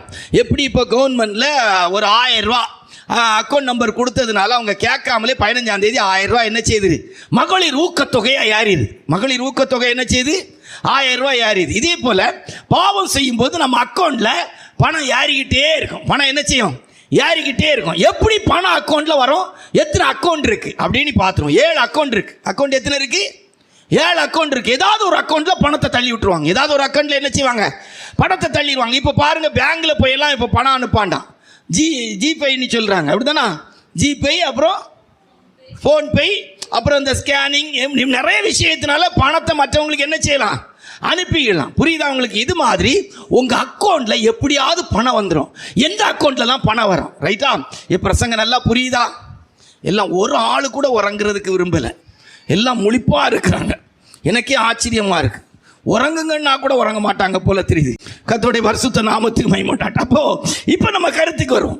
இப்போ அக்கௌண்ட்ல எப்படி பணம் யாரும். முதல் அக்கௌண்ட் எதுனா 2 சாமுவேல் 12:14-15. பணம் அக்கௌண்ட்ல யாருறது எப்படி யார வாசியா. ஆனாலும் இந்த காரியத்தினாலே கர்த்தருடைய சத்துருக்கள் தூஷிக்க நீ காரணமாய் இருந்தபடியினால் உனக்கு பிறந்த பிள்ளை நிச்சயமாய் சாகும் என்று சொல்லி. பாவம் முதல்ல அக்கௌண்ட்ல எப்படி யாருன்னா பிள்ளைகளுக்கு அக்கௌண்ட்ல யார்? எந்த அக்கௌண்ட்ல யாரோ? பிள்ளைகளுக்கு அக்கௌண்ட்ல. தாவீது பாவம் செய்த உடனே அவனுக்கு ஒரு அக்கௌண்ட் ஓப்பன் ஆயிட்டு. என்ன அக்கௌண்ட் ஓப்பன் ஆயிட்டு? அவன் பிள்ளைகளுக்கு அக்கௌண்ட்ல பணம் போட ஆரம்பிச்சிட்டார் ஆண்டவர். போடு பிள்ளை. அவன் பிள்ளைகளுக்கெல்லாம் பணத்தை கொடு. 4 பிள்ளைகள் செத்தாங்க. அக்கௌண்ட் 4 பிள்ளைகளுக்கு அக்கௌண்ட்ல ஏறிச்சு. எத்தனை பிள்ளைகளுக்கு அக்கௌண்ட்ல ஏறிச்சு? 4 பிள்ளைகளுக்கு அக்கௌண்ட்ல ஏறிச்சு. பிரசங்கம் புரியலையோ? நீங்கள் பாவம் செய்தா, நம்ம பாவம் இப்போ நான் சொல்ல முடியாது, ஏன்னா சந்ததி கிடையாது. நீங்கள் பாவம் செய்தா உங்கள் சந்ததியா உங்கள் பிள்ளைகளை அது பாதிக்கும். 3ஆம் 4ஆம் தலைமுறை வரைக்கும் கர்த்தர் என்ன செய்வார்? விசாரிப்பார். அதனால பாவம் முதல் அக்கௌண்ட் எப்படின்னா உங்கள் பிள்ளைகளை பாதிக்கும். நீங்கள் எப்படியெல்லாம் பாவம் செய்தீங்களோ அந்த பாவத்துக்கு பிரதிபலன் உங்கள் பிள்ளைகளை இருக்கும். பிள்ளை கேவலமாய் செத்தான். அம்னோன் அடித்து கொல்லப்பட்டான். அப்சலோம் வானத்துக்கும் பூமிக்கும் தொங்குற விதத்திலே செத்தான். அதோனியா வெட்டி கொல்லப்பட்டான். அப்படிங்கிறது போல் அக்கௌண்ட்டில் பணம் சேர்ந்துக்கிட்டே இருக்கும். அக்கௌண்ட்டில் சம்பளம் ஏறிக்கிட்டே இருக்கும். பாவம் செய்ய செய்ய உங்கள் சந்ததிக்கு நீங்கள் ஆசீர்வாதத்துக்குரியவளாய் இல்லாமல் உங்கள் சந்ததிக்கு வேதனை கொடுக்கிறவளாய் மாறிவிடுவீர்கள். அல்லேலூயா. ஃபர்ஸ்ட் அக்கௌண்ட் ஓப்பன் எங்க? பிள்ளைகள். 2வது அக்கௌண்ட் எங்க யாரும் அப்படின்னா பைபிள் படி பார்த்தீங்கன்னா யோவேலின் புஸ்தகம் 2ஆம் அதிகாரம் 25வது வசனத்தை வாசித்தான். யோவேலின் புஸ்தகம் 2:25 வாசித்தால் வாசிங்க. யோவேலின் புஸ்தகம். நான் உங்களிடத்தில் அனுப்பின என் பெரிய சேனையாகிய வெட்டுக்கிளிகளும் பச்சை கிளிகளும் முசுக்கட்டை பூச்சிகளும் பச்சை புழுக்களும் பட்சித்த வருஷங்களின் விளைவை இரண்டாவது உங்களுடைய பிரயாசம் அழிக்கப்பட்டுக்கிட்டே இருக்கும். 10 ரூபா சேர்த்தா 15 ரூபாய்க்கு செலவு வரும். 10 ரூபா சேர்த்தா 15க்கு. அதனால இழப்பு வர்றதெல்லாம் உங்களுக்கு இது அது என்னது சம்பளம்னு நினைக்கக்கூடாது. யோபுக்கு கர்த்தர் சோதனை அனுமதிச்சாங்க, அது ஆசீர்வாதமாக மாறிச்சு. ஆனால் அதே நேரத்தில் இது அப்படி கிடையாது. நம்முடைய பாவம் செய்தோன்னா நம்முடைய பிரயாசங்கள் அழிக்கப்படும். ஏதாவது ஒரு விதத்தில் அழிஞ்சிக்கிட்டே இருக்கும். நீங்கள் சேர்த்து வச்சு புரோஜனம் இருக்கா? சேர்க்கறது உங்களுக்கு வேதனையாட்டே இருக்கும். சிலருக்கெல்லாம் அதை தொல்லையாட்டே கர்த்தர் கொடுத்துருக்கிறார். பூமியில் அதை மண்ணாசை பொன்னாசை பெண்ணாசைன்னு இருக்குல்ல, இதில் மண்ணாசையும் பொன்னாசையும் செலவனுக்கு ஆண்டவர் எழுதியே கொடுத்தார். அது இடது பக்கம் இருக்க வலது பக்கம் இருக்கிறவங்களுக்கு ஆண்டவர் கொடுத்துட்டார். போவாம வச்சு சம்பளமாக வச்சு சேர்க்க கொண்டு போக முடியாதெல்லாம் சேர். ஒரு வீட்டுக்கு 2 வீடு, 2 வீட்டுக்கு 3 வீடு, 3 வீட்டுக்கு 4 வீடு நகை வாங்கி எங்க லாக்கரில் வைப்பாங்க. காசு கொடுத்து லாக்கரில் வைப்பான். அதெல்லாம் அவன் விளங்காமல் போகிறதுக்கு அவன் செய்கிற வேலையாக இருக்கும். வாங்கி போடக்கூட முடியாது, போடக்கூட மாட்டாங்க. ஆனால் லாக்கரில் வைக்கிற அளவுக்கு சேர்த்துக்கிட்டே இருப்பாங்க. அது அவங்க இதான் சம்பளம். அந்த சம்பளம் அழிவு. இது ஒரு அழிவு தாங்க. நீங்கள் எப்படி நினச்சாலும் இது ஒரு அழிவு. ஒன்றுமே இல்லையே. அதாவது பைபிள் அப்படி தான் பிரசங்கி சொல்கிறான். சேர்த்து வைக்கிற அந்த வசனத்தை வாசிருங்களை நான் சொல்லும்போது உங்களுக்கு அப்போ கஷ்டமாக இருக்கும். பிரசங்கின்ற புத்தகம் 2ஆம் அதிகாரம் 8வது வசனம் 26 வாசிங்க. நான் சொல்லும் போது உங்களுக்கு கஷ்டமா இருக்கும். இப்ப வாசிங்களாம் பார்ப்போம். தேவன் தமது பார்வைக்கு நல்லவனாய் இருக்கிறவனுக்கு ஞானத்தையும் அறிவையும் இன்பத்தையும் அளிக்கிறார். பாவம் செய்கிறவனுக்கு நல்லா கவனிச்சிடுங்க. நான் இப்ப பேசியிருக்க ஒரு சின்ன கருத்து மட்டும் தான். பாவம் செய்கிறவனுக்கோ தமது பார்வைக்கு நல்லவனாய் இருக்கிறவன் வசமாய் வைத்துவிட்டு போகும் பொருட்டு சேர்த்து குவித்து வைக்கும் தொல்லையை அவர் நியமித்திருக்கிறார். அப்ப 2வது தண்டனை நம்முடைய சொத்து சுகம் இதுகளில் உள்ள அழிவு. இப்படிப்பட்ட தொல்லை சேர்த்துக்கிட்டே இருப்பான். இவ்வளோ வாங்கலாம், 10 கையில் ஒரு 25 லட்ச ரூபா வந்தால் 50 லட்ச ரூபாய்க்கு ஏதாவது வாங்கலாமா, 25 லட்ச ரூபாய்க்கு லோன் போடலாமா, அதை வாங்கலாமா, இதை வாங்கலாமா. அவனுக்கு ஆண்டவர் அப்படியே கொடுத்துருப்பாரு. அவன் மண்டை மூளை எல்லாம் கரப்ட் ஆயிரும். ஏன்னா அவன் பாவி. இந்த பூமியில் அந்த பாவத்தின் சம்பளம் அவனுக்கு அப்படிலாம் ஏறிக்கிட்டே இருக்கணும். அப்படிப்பட்டாலும் அப்படிலாம் சாகணும். உழைச்சி சேர்த்து கொண்டு போக முடியாத அளவுக்கு சேர்த்து இன்னைக்கு ஊழியக்காரன் இருக்கால மண்ணை சேர்த்துக்கிட்டே இருக்கான், பணத்தை சேர்த்துக்கிட்டே இருக்கிறான். அவ்வளோ ஊழியக்காரன், எல்லா ஊழியக்காரனுக்கு தான் அழிவு. அது ஒரு தண்டனை. சந்தோஷமே இருக்காது. திருப்தியா மனரம்யமா இவ்வளோ வச்சானா இருக்கு. எவ்வளோ சந்தோஷம். காணிக்கே பேசக்கூடாது. எதுக்கு பேசணும்? கர்த்தர்லாம் உயிரோடு இருக்கிறார். அல்லேலூயா. தேவையை சந்திக்கிற ஒரு தேவன். இங்கேருந்து வாங்கி சேர்க்கறதுக்கு, இடம் வாங்குறதுக்கு, அதை வாங்குறதுக்கு, இதை வாங்குறதுக்கு எவ்வளோ திட்டம் போட்டு ஊழியக்காரங்க பிடுங்குறாங்க. இதெல்லாம் அந்த விளைச்சல் தான். வாழ்க்கையில் இருக்கிற அந்த சந்தோஷமான விளைச்சலை கெடுக்கிறதுக்கு என்ன ஒன்று, இந்த விளைச்சல் கெடுக்கிறதுங்கிற எவ்வளோ பிரயாசப்பட்டும் 1 பைசா கூட கையில் நிற்காது. அழிஞ்சிக்கிட்டே இருக்கும். 10 ரூபா சேர்த்தா 15 ரூபாய்க்கு செலவு வரும். அது ஒரு இது. தண்டனை ஏறுறது. 2 பவுன் வாங்கினா 2 பவுன் வாங்கி 10 நாள் 1 மாதம் 6 மாதத்தில் அடை வைக்கணும். வந்துக்கிட்டே இருக்கும், அப்படி வந்துக்கிட்டே இருக்கும். அதாவது செலவுகள் வந்துக்கிட்டே இருக்கும், அழிவுகள் வந்துக்கிட்டே இருக்கும். 25,000 ரூபா சேர்த்து வச்சா 50,000 ரூபாய்க்கு. அதுக்கு ஒரு காரணம் பாவம் ஒரு காரணமாக இருக்கலாம். ரெண்டாவது ஒரு காரணம் நல்லா கவனிச்சு. 2வது சம்பளம் கிரெடிட் ஆகிற 2வது சம்பளம் நம்ம இதில் எப்படி ஆகிறோம்னா நம்முடைய ஜீவியத்திலே அழிவுக்கு ஏதுவான விதத்தில் இருக்கும். 3வது சம்பளம் ஆதியாகமம் 3ஆம் அதிகாரம் 18வது வசனம். ஆதியாகமம் 3:18 வாசித்தா சம்பளம் எப்படி ஆகும்? வாசிங்க. அது உனக்கு முள்ளும் குறுக்கும் முளைப்பிக்கும் வெளியின் பயிர் வகைகளை புசிப்பாய். குடும்பத்துக்குள்ள சமாதானம் இருக்காது, சந்தோஷம் இருக்காது, முள்ளும் குறுக்கும் முளைக்கும். நல்லா இருக்கிற நேரத்தில் சண்டை வரும், பிரச்சனை வரும், சமாதான குறை வரும். சிலருடைய வாழ்க்கைக்குள்ளே முள்ளும் குறுக்கும் வந்துடும். சமாதானமாக வாழ்ந்துக்கிடவே மாட்டாங்க, சந்தோஷமாக வாழ்ந்துக்கிடவே மாட்டாங்க. நல்ல புருஷன் அமைஞ்சா கூட அவளால் சமாதானமாக இருக்க முடியாது. நல்ல புருஷன் மனைவி அமைஞ்சா கூட சந்தோஷமாக திருப்தியாக இருக்க முடியாது. பாவம் வாழ்க்கையில் சந்தோஷமாக வாழ விடாது. முள்ளும் குறுக்கும் எடுத்து வைக்கிற காலெல்லாம் அவளுக்கு வேதனையாக தான் இருக்கு, இதாக தான் இருக்கு. திருப்தியாகவே வாழ மாட்டாங்க. என்னத்தை இவனை கெட்டுனே அப்படின்னு சாகும் வரைக்கும் அவனை குறிச்சி இருக்கும். இவளெல்லாம் கெட்டினதுக்கு நம்மெல்லாம் என்ன செய்யணும், தலையில் அடிச்சுக்கிட்டு சாகலாமான்னு நினைப்பான். இதெல்லாம் முள்ளும் குறுக்கு முளைக்கிறது, நிம்மதியாக வாழ விடாது. பாவம் அவன் குடும்பத்தில் வாழ்கிற வாழ்க்கையில் நிம்மதியாக வாழ விடாது, முளைச்சிக்கிட்டே இருக்கும். முள்ளும் குறைக்கும் முளைக்கும். ஒரு முள் ஒரு இது களை பிடுங்கன்னா எடுத்தானா நிற்காது. பாவம் முளைச்சிக்கிட்டே இருக்கும். முளைச்சி எங்கேயாவது முளைச்சிடும், சக்குன்னு முளைச்சிக்கிட்டே இருக்கும். களைக்கு யாராவது களை வேண்டாததுக்கு யாராவது வித்து போட்டது நீங்கள் பார்த்துருக்கிறீங்களா? இல்லை, தானாக முளைக்கும், தானாக முளைக்கும். சில நேரம் உங்கள் குடும்பங்களில் வர பிரச்சனையை கவனித்து பாருங்கள், தானாக முளைக்கும். நிம்மதியாக வாழ விடாது, நிம்மதியாக ஆகாரம் சாப்பிட விடாது, நிம்மதியாக படுக்க விடாது. பாவம் வாழ்க்கையில் நிம்மதியாக உறங்க விடாது. முள்ளும் குறுக்கும் முளைச்சிக்கிட்டே இருக்கும். முளைக்கிறதுக்கு முள்ளும் குறுக்கும் மற்றவங்க நீ நினைக்காத, உன் வாழ்க்கையின் காரியம் தான் காரணம். எனக்கு நிம்மதி இல்லை அப்படின்னா நினைக்கணும், ஒருவேளை வாழ்க்கையின் பாவம் சுபாவம் முள்ளும் குறுக்குமா முளைக்குதா அப்படி பார்க்கணும். இப்போ 3வது பாவத்தின் தண்டனை கிரெடிட் ஆகும்போது நமக்குள்ளே வரும்போது எப்படி வரும்னா முள்ளும் குறுக்குமா வரும். 4வது பாவம் எப்படி வரும்? இருந்தால் மாற்றிடுங்க, இல்லைன்னா சந்தோஷமாக கேளுங்க. அல்லேலூயா. இது ஒரு வகையான பிரசங்கம், இது ஒரு வகையான பிரசங்கம். சும்மா கேளுங்க, ஆமாம் சரிதானே, இப்படிலாம் பைபிளில் நடந்திருக்கு, பரவாயில்ல, அப்படி ஜாலியாக பயணிப்போம். அல்லேலூயா. புரியுதா உங்களுக்கு? இருந்தால் மாற்றுங்க, இல்லைன்னா இந்த பிரசங்கத்தில் என் கூட சேர்ந்து எப்படி நான் உங்களுக்கு பிரசங்கம் பண்ணுறேன் அந்த மாதிரி ஜாலியாக பயணிங்க. அல்லேலூயா. Right, okay. இப்போ 4வது கருத்துக்கு நேராக வரும். பாவம் எப்படி கிரெடிட் ஆகும் அப்படின்னு சொன்னால் 1 ராஜாக்களின் புஸ்தகம் 11ஆம் அதிகாரம் 14-15 வாசித்தார். 14, 15, 14, 23, 26. 1 ராஜாக்கள் 11ஆம் அதிகாரம் 14, 23, 26. சாலமோனுக்கு 3 எதிரி வருது. வாசிய. கர்த்தர் ஏதோமியனாகிய ஆதாத் என்னும் ஒரு விரோதியை சாலமோனுக்கு எழுப்பினார். இவன் ஏதோமிலிருந்த ராஜகுலமானவன். இந்த வசனங்கள் எல்லாம் வீட்டில் போய் பார்த்தா எதிரி முளைப்பான். போகிற இடத்துல சமாதானமாக வாழ முடியாது.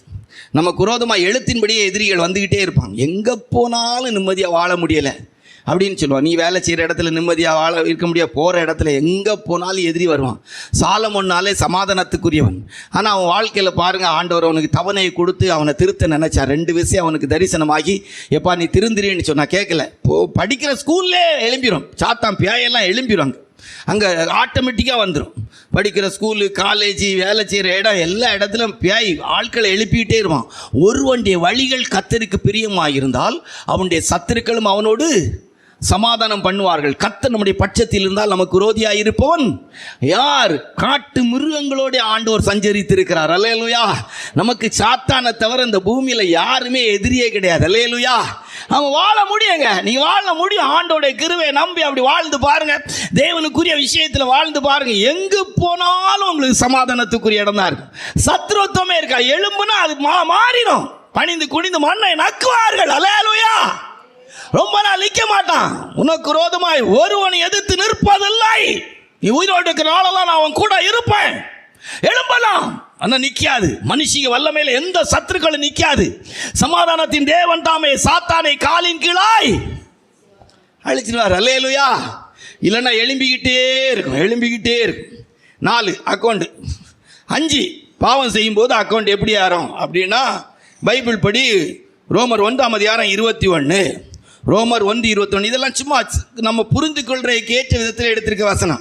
ரோமர் 1:21 வாசியா. அவர்கள் தேவனை அறிந்தும் அவரை தேவன் என்று மகிமைப்படுத்தாமலும் ஸ்தோத்திரியாமலும் இருந்து தங்கள் சிந்தனைகளினாலே வீணரானார்கள். உணர்வில்லாத அவர்களுடைய இருதயம் இருளடைந்தது. ஒப்பு கொடுத்தார் அப்படின்னு ஒரு வசனம் இருக்கும் பாருங்க. அவளை இழிவான காரியங்களுக்கு ஆண்டவர் ஒப்பு கொடுத்தார். அந்த 21ல இருந்தா 24 வாசியா. அது லேச வாசியா. இது நிமித்தம் அவர்கள் தங்கள் இருதயத்தில் உள்ள இச்சைகளினாலே ஒருவரோடொருவர் தங்கள் சரீரங்களை அவமானப்படுத்தத்தக்கதாக தேவன் அவர்களை அசுத்தத்திற்கு ஒப்பு கொடுத்துருவார். 5வது சம்பளம் ஒப்பு கொடுத்தார். தப்பா எடுக்காங்க சகோதரிமாரெல்லாம். நீங்க உங்க வஸ்திரத்தினால உங்களை மற்றவங்களுக்கு காட்டுற மாதிரி கொடுக்கறதெல்லாம் ஆண்டவர் உங்களை ஒப்பு கொடுத்தேன். அது ஒரு விதமான பாவத்தின் சம்பளம். அல்லேலூயா. ஆண் பெண் இருபாலாறு இன்றைக்கு பார்த்தீங்கன்னா தங்களுடைய சரீரங்களை மற்றவங்க பார்க்கணும் அப்படின்னு சொல்லக்கூடிய இடத்துல அதில் பெண்கள் தங்களுடைய சரீரங்களை மற்றவங்க கவர்ச்சிகரமாக பார்க்கணும்னு சொல்லி நீங்கள் ட்ரெஸ் உடுக்குறீங்கன்னா அதுக்கு ஒரு காரணம் பாவத்தின் சம்பளம் உங்களுக்கு கிரெடிட் ஆகிட்டே இருக்குது. உங்கள் மன விருப்பத்தின்படி அதை ஆண்டவர் ஒப்பு கொடுத்துக்கிட்டே இருக்காது. அது எப்படின்னா உங்களுக்கு பாவத்தின் சம்பளம், உங்கள் சரீரத்துக்கு பாவத்தின் சம்பளம் உங்களை மற்றவங்க இச்சையாக பார்க்குற அளவுக்கு ஒப்பு கொடுத்துருவார். நீங்கள் கரெக்டாக இருந்தீங்கன்னா அந்த வாய்ப்பே இருக்காது. உங்களை நீங்கள் மறைச்சி வாழ்கிறதுக்கு தான் உங்கள் மனசாட்சி சொல்லும். அல்லேலூயா. நீங்கள் எல்லாம் இல்லை அப்படியெல்லாம் போடக்கூடாது, ஐயோ இப்படியெல்லாம் போட்டு கிழிச்சிட்டு லெக்கின்ஸ் எல்லாம் போட்டு போனால் அது பேக்கெல்லாம் நல்லா தெரியும் அப்படின்னு உங்கள் மனசாட்சி சொல்லும். இல்லை அது பார்க்கணும் அப்படின்னா ஒப்பு கொடுத்துருவார். நீங்கள் அதை விட கட்டையாக போடக்கூடிய அளவுக்கு இங்கேருந்து மேலேருந்து ஏறி கட்டையாகி திருப்பி உங்களுக்கு பார்த்தீங்கன்னா ஒரு கவுன் ஆகிருக்கும், இவ்வளோத்துக்கு தான் இருக்கும். இப்போ வசதி உள்ளவங்களாம் எப்படி கண்டுபிடிக்கிறது? குட்டியாக ட்ரெஸ்ஸு போட்டிருப்பாங்க. கோயிலுக்கு போனாலும் குட்டை ட்ரெஸ் ஓடிப்போவாங்க. அப்போ கண்டுபிடிச்சிடலாம் இவ வசதி உள்ளவா, தான் பணக்காரேன்னு காட்டுறதுக்குள்ள ட்ரெஸ்ஸு போட்டு எடுத்துறியா. வெளிநாட்டுக்காரேன்னு கொஞ்சம் நாளில் வெளிநாட்டில் மாதிரி இவ்வளோத்துக்கு வந்துடும். அவளுக்கு அது வெக்கமாவே இருக்காது. இது என்னன்னா ஜட்ஜ்மெண்ட், தேவனுடைய தொண்டனை அவளுக்கு கொடுக்க மட்டும் தொண்டனை அடக்கமா ஆண்டவர் பாருங்க மனுஷனுக்கு தோல் உடைய கொடுத்து விட்டார். அல்லேலூயா. ஆமாம், நல்ல வஸ்திரம் கொடுப்பார். தேவன் எழுத்தின்படியே பார்த்தீங்கன்னா அடக்கமாக இருக்க தான் வைப்பார். மாற்றிய செய்யவே மாட்டாருங்க. உண்மையிலே சொல்ல செய்யவே மாட்டார். நம்முடைய தேவன் அப்படிப்பட்டவர் இல்லை. நிறைய விளக்கம் கொடுக்குறாங்க. உலகத்திலே சிலரெல்லாம் இல்லை இப்படி தான் ட்ரெஸ் கொடுக்கணும், இப்படி தான் இருக்கணும்னு சொல்கிறாங்க. நம்ம ஆட்கள் அதெல்லாம் கேட்குறதுக்கு இல்லை. ஐயோ எத்தனை வயசுக்கு மேலெல்லாம் எப்படியெல்லாம் ட்ரெஸ் போட்டு எப்படியெல்லாம் நடந்துகிட்டு இருக்கிறாங்க. திருந்தலை, உன்னால் மாற்ற முடியலை, மாற மாட்டேன் அப்படின்னா நினச்சிக்க சம்பளம் கிரெடிட் ஆகிட்டு ஒன்று ஒப்பு கொடுத்துருவார். அசுத்தத்துக்கு ஒப்பு கொடுத்துருவார். அசுத்தமான வாழ்க்கைக்கு ஒப்பு கொடுத்துருவார். அசுத்தமான ட்ரெஸ் உடுக்க ஒப்பு கொடுத்துருவார். அசுத்தமான செயலுக்கு ஒப்பு கொடுத்துருவார். திருந்தவே முடியாது. ஒன்றால் அந்த பகுதியை விட்டு வெளியே வரவே முடியாது. கர்த்தருடைய பரிசுத்த நாமத்துக்கு மகிமை உண்டாகும். சரியா? இடது கையில் நகம் வளர்ப்பாங்க, பார்த்துருக்கீங்களா? எனக்கு அவங்கள பார்த்து அருவருப்பார். பீச்சாங்கையில் நகம் வளர்ப்பாங்களே யாராவது? வலது கையில் வளர்த்தா கூட பரவாயில்ல, பீச்சாங்கையில் நகம் வளர்க்குறாங்கன்னா அவங்க எப்படிப்பட்ட ஆட்கள்னு யோசிப்பேன். ஒவ்வொரு முறையும் அவங்க ரெஸ்ட் ரூம் போயிட்டு வந்தோடனே சுத்தம் பண்ணணும். அந்த பீச்சாங்கையில் நகம் வளர்க்குறாங்கன்னா அந்த கூட்டத்தை நம்ம எப்படி சொல்ல முடியும்? அப்போ ஆண்டவரே ஒப்பு கொடுக்குறப்போ பீச்சாங்கை நகம் வளர்த்து நீ சாகு போ, உன்னுடைய அருவருப்பு அப்படி கூட வரட்டு. அதுக்கு மற்றது பெயிண்ட் அடித்து எடுத்து அதை இது செய்து காலுக்கு பெயிண்ட் அடித்து கைக்கு பெயிண்ட் அடித்து எல்லாம் நீங்கள் நினைக்கிறீங்க அலங்காரம். அப்படியெல்லாம் கிடையாதுங்க. இதெல்லாம் அலங்காரமே கிடையாது. உண்மையாக சொல்ல இதெல்லாம் அலங்காரமே கிடையாது. அருவருப்புங்க. இந்த கை காலில் பாருங்கள், இந்த இது வைக்கிறாங்க மருதோணி மாதிரி ஏதோ ஒன்று கடைகளுக்கு போனால் வச்சு விட்றாங்க. அதெல்லாம் அழகுன்னு நினைக்கிறீங்க. இந்த கல்யாண பொண்ணுகளுக்கெல்லாம் ஒரு மாதிரி முகத்தெல்லாம் மாற்றி, முன்னால் கல்யாணம்னு சொன்னால் ஆம்பளை நல்ல சேவ் எல்லாம் பண்ணி மீசை வச்சுருந்தாலும் கரெக்டாக வச்சுருப்போம். இப்போ கல்யாணத்துக்கு அவன் மற்ற தாடியோடு தான் வந்திருக்கான். அவனுக்கு தெரியும் வாழ்க்கை முடிஞ்சு இனி என்ன செய்ய முடியும், எப்படி திருந்த முடியும், வாய்ப்பு கிடையாது. முன்னால் கல்யாணத்துக்கு பிற்பாடு சிலர் தாடி வளர்ப்பாங்க. சரி பிள்ளைகள் பிறந்தாச்சு, நாங்கள் புரிஞ்சுக்கிடுவோம் வாழ்க்கை கஷ்டம் வேதனை, இனி நம்ம கஷ்டத்தை வெளிப்படுத்த தாடி வளர்த்தாங்க. நீ பழைய காலத்தில் அப்படி இருப்போம். இப்போ அப்படி கிடையாது. இப்போ கல்யாணத்துக்கு முன்னாலே அவனுடைய இது முடியும் போயிடுது. இப்போ நிறைய விஷயம் இருக்குது. இது நம்ம இப்போ பேசி சமயத்தை எடுக்கணும். அப்போ 5 நம்முடைய லைஃப்பில் அக்கௌண்ட்டில் பணம் ஏறும். எப்படி ஏறும்னா நம்மை அசுத்தத்துக்கு ஒப்பு கொடுப்பார். ரைட்டா? ரைட். 6 வேதத்தில் வாசிக்கும் போது அப்போஸ்தலர் நடவடிக்கைகள் 12ஆம் அதிகாரம் 21லேருந்து 23 வாசித்தான். அப்போஸ்தலர் நடவடிக்கைகள் 12ஆம் அதிகாரம் 21லேருந்து 23 வாசித்தான். வாசிங்க. குறித்த நாளிலே ஏரோது ராஜவஸ்திரம் தரித்துக் கொண்டு சிங்காசனத்தின் மேல் உட்கார்ந்து அவர்களுக்கு பிரசங்கம் பண்ணினான். அப்பொழுது ஜனங்கள் இது மனுஷ சத்தம் அல்ல, இது தேவ சத்தம் என்று ஆர்ப்பரித்தார்கள். அவன் தேவனுக்கு மகிமையை செலுத்தாதபடியினால் உடனே கர்த்தருடைய தூதன் அவனை அடித்தான். அவன் புழுப்புழுத்து இறந்தான். நல்ல சரீரத்தில் சில தீராத நோய் எவ்வளோ மருந்து எடுத்தும் தீரலைன்னா, நான் எது மருந்து எடுக்கக்கூடாது, எடுத்தும் தீரலைன்னா நினச்சிடுங்க மற்றவருக்கு வேலை தான். அடி சப்பலை கலத்திடுவார். சிலருக்கெல்லாம் கொடுக்கும்போது நம்ம இதை ரொம்ப விஸ்தாரமாக பேசிட்டு போக விரும்பலை. போனால் உங்களில் சிலர் கொஞ்சம் ரொம்ப கஷ்டப்படக்கூடிய, சிலருக்கெல்லாம் அப்படி தான் கொடுத்துட்டாருன்னா ஒன்றும் செய்ய முடியாது. ரொம்ப கவனமாக இருங்க. அப்படி சரீரத்தில் சில நோயெல்லாம் வந்துட்டுன்னா நல்ல ஆகாரம் கூட சாப்பிட முடியாது. நல்லா இருக்கிற நாள்லாம் இப்போ எனக்கெல்லாம் ஆண்டவர் உணர்த்த எப்போ ரெடியாக இருக்கணும், டைமிங் கரெக்டாக இருக்கணும். அதுக்காக கண்டதெல்லாம் வயிறு தள்ளிக்கிட்டு 3 சாப்பிட்டுக்கிட்டு இந்த நான் என்ன தவளையா தின்னுட்டு இப்படி மாக்காமாய் அப்படியெல்லாம் பெருச்சாளி அப்படியெல்லாம் கிடையாது. அளவாக சாப்பிட்டுக்கணும், எல்லாம் சாப்பிட்டுக்கணும். எனக்கு தேவையானது ஆண்டோடைய கிருபையினால் இனிப்பாக காரமாக எல்லாம் சாப்பிட்டுக்கணும். அதனால் இனிப்பு இங்கே இருக்கிற சுகர்காரங்க பிரதர் சொன்னார்னு தின்னுக்கிட்டு திருப்பி மயக்கமாக இருக்குன்னு ஆஸ்பத்திரியில் போய் படுத்துறாங்க. மருந்து எடுக்காதவங்க சாப்பிட்டுடுங்க, மருந்து எடுக்கிறவங்க கவனமாக சாப்பிடுங்க. அதனால் 6வது அக்கௌண்ட்டில் எப்படி யாரோன்னா வியாதியாக யாரும். எப்படி யாரும்? வியாதியார். 2017 எனக்கு வியாதியாக அக்கௌண்ட்டில் ஏறிச்சு. ஆண்டோடைய கிருபையினால் நல்லா தெய்வ பிள்ளைகள் ஜோம் பண்ணாங்க, நானும் ஆண்டோட்ட ஜோம் பண்ணேன். செல்ஃபோனெல்லாம் ஒதுக்கி வைக்க ஆரம்பித்தேன். இப்போவும் அப்படி தான். எப்போது சில நேரங்களில் செல்ஃபோன் யூஸ் பண்ணோன்னு ஒரு மாதிரி சரீரத்துக்கு கஷ்டமாயிட்டுனா நான் உங்களுக்கு ஏற்கனவே சொல்லியிருக்கேன், இடையில ஒரு நாள் கேம்ஸே பார்க்க மாட்டேன். சும்மா இந்த ஒரு மாதிரி கட்டமாகி சில நேரம் லேஸ் ஆடினேன். ஒரு மாதிரி இடது கை ஒரு மாதிரி வலிச்சியமாயிருந்து, வலது கையும் வலிச்சியமாயிருந்து, அவ்வளோதான். அதோடய அதுக்கு ஸ்டாப். ஆண்டவரே நான் செய்ய மாட்டேன்னு வலி போயிட்டு.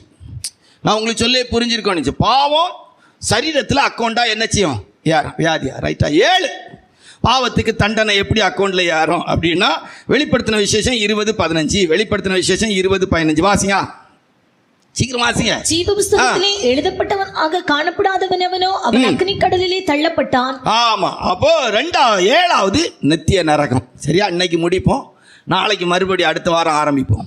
அப்போ தான் நல்லா இருக்கு. இன்னும் 3 குறிப்பு இருக்கு. என்ன பாவத்துக்கு மனம் திரும்பலுக்கு பாவத்துக்கு மனம் திரும்ப என்ன தேவை அப்படிங்கிறத மட்டும் இன்னைக்கு டச் பண்ணும். சரியா? போன வாரம் எப்படி மனசாட்சி சாட்சின்னு எடுத்தோமோ, இப்போ பாவத்துக்கு சம்பளம் 7வது நரகம். எங்கே? நரகம், நித்திய நரகம். எங்கே போயிடுவான்? காலமாக ஆண்டவரை விட்டு பிரிஞ்சிருவான். நரகத்தில் என்ன கிடைக்கும்? நல்ல செல்ஃபோன், நீளமான ஆப்பிள் செல்ஃபோன் கிடைக்கும். அப்புறம் நரகத்தில் என்ன கிடைக்கும்? ரீல்ஸ் பார்க்கலாம். அப்புறம் நரகத்தில் என்ன பார்க்கலாம்? யூடியூப் சேனல் பார்க்கலாம். அப்புறம் நரகத்தில் என்ன பார்க்கலாம்? நமக்கு அன்புக்குரியவளாக நம்ம கூட பழகி பேசி இருந்தவங்கெல்லாம் பார்க்கலாம். வேறு என்ன பார்க்கலாம்? நரகத்தில் நம்ம ரிசர்வ் வங்கின்ட்டு பெரிய ரிசர்வ் வங்கி பணக்காரங்கள்லாம் பார்க்கலாம். அரசியல்வாதிகள் நீங்கள் இங்கே சில நடிகர்கள்ட்ட நீங்கள் போகவே முடியாது, கிரிக்கெட் வீரர்கள்ட்ட போக முடியாது. ஆனால் நரகத்தில் நீங்கள் ரொம்ப டச்சபிளாக அவங்க கூட இருக்கலாம், ரொம்ப நெருக்கமாக என்ன செய்யலாம்? இருந்துக்கலாம். நரகங்கிறது உங்களுக்கு ரொம்ப ஒரு பெரிய இதாகும். நரகத்துக்கு போகிறவங்களுக்கு உங்களுன்னு சொல்லக்கூடாது, நரகத்துக்கு போகிறவங்களுக்கு அங்கே ஒரு பெரிய சொர்க்கம் இருந்தே போல் இருக்கும். ஆனால் அதை அனுபவிக்க முடியாத அளவுக்கு ஒரு சொட்டு தண்ணி கூட கிடைக்காம நெருப்பும் அழுகையும் பற்கடிப்புமா என்ன செய்யும்? இருக்கும். எல்லாம் இருக்கும். நம்ம சொல்கிற ஆட்கள் அவங்களும் எப்படி இருப்பாங்கன்னா சொரிஞ்சிக்கிட்டே இருக்க வேண்டியதான். புழுக்களே உன் படுக்கை, பூச்சிகளே உன் போர்வை. எப்படி இருக்கும்? 2 கொசு யாருனாலே கஷ்டமாக இருக்குது. அங்கே புழுக்களே உன் படுக்கை நெளிஞ்சிக்கிட்டே கிடக்கும், பூச்சிகளே உன் போர்வை. இதில் தண்ணி தாகம். என்ன தாகம்? தண்ணி தாகம், பசி. அங்கே டாஸ்மார்க் ஓனர், டாஸ்மார்க் ஆரம்பித்து எல்லாரும் அங்கே தான் இருப்பாங்க. நல்ல கவனமாக இருக்கும். எல்லாம் அடிச்சுக்கலாம், நீ போங்க அடிச்சுக்கலாம். எனக்கு தெரியாது, என்கிட்ட கேட்டுறாங்க. நான் நரகத்தை பற்றி ரொம்ப பேசினேன். இன்றைக்கி தான் 4 வார்த்தையாக பேசினேன். இங்கே இருக்கிற யாரும் போகக்கூடாதுன்னு தான் ஆண்டோடைய பிரசங்கத்தை பண்ணிகிட்டு இருக்கோம். அல்லேலூயா. எனக்கு ஒரு நம்பிக்கை இருக்குது, இங்கே இருந்து யாரும் போக மாட்டீங்கன்னு சொல்லி. அது போக வலுக்கட்டாயமாக நீங்கள் போனால் நான் தடுக்கவும் மாட்டேன். முடிஞ்ச அளவு இங்கே ட்ரை பண்ணுறோம். அல்லேலூயா. இயன்ற அளவுக்கு ட்ரை பண்ணிட்டு இருக்கிறோம். அந்த முயற்சியில் ஒன்று தான் இந்த பிரசங்கமும். ரைட்டா? இல்லை அதெல்லாம் முடியாது, நான் கண்டிப்பாக போய் ஆவேன், என்ன விடுங்கன்னா நம்ம பிரசங்கத்தில் ஒன்று இருக்குது, தடுக்க மாட்டார். என்ன செய்ய மாட்டார்? தடுக்க மாட்டார். அடுத்த இது உங்களுக்கு மட்டும்தான் இந்த பிரசங்கமா அப்படின்னு நினைக்கிறீங்க. சரி, ரைட். இப்போ மனம் திரும்ப என்ன தேவை? மனம் திரும்ப என்ன தேவை அப்படின்னா முதல் 7 விஷயம் இருக்குது. ஒரே ஒரு விஷயத்தை டச் பண்ணிவிட்டு போவோம். சரியா? வாசிங்க பார்ப்போம். சங்கீதங்களின் புஸ்தகத்தில் 10ஆம் அதிகாரமோ 19ஆம் அதிகாரம் 12வது வசனம் வாசிய. 10-12 வாசிய. என்னை உணர்வுள்ளவன் ஆக்கும், உணர்வுள்ளவன் உண்டோ என்று. தன் பிள்ளைகளை உணர்கிறவன் யார்? 19-12 தன் பிள்ளைகளை உணர்கிறவன் யார்? மறைவான குற்றங்கள். அப்போ 19-12. அப்போ மனம் திரும்பலுக்கு முதல் படி உணர்வு. என்னது? உணர்வு. இப்போ உணர்வை பற்றி உங்களுக்கு பேசுகிறோம்.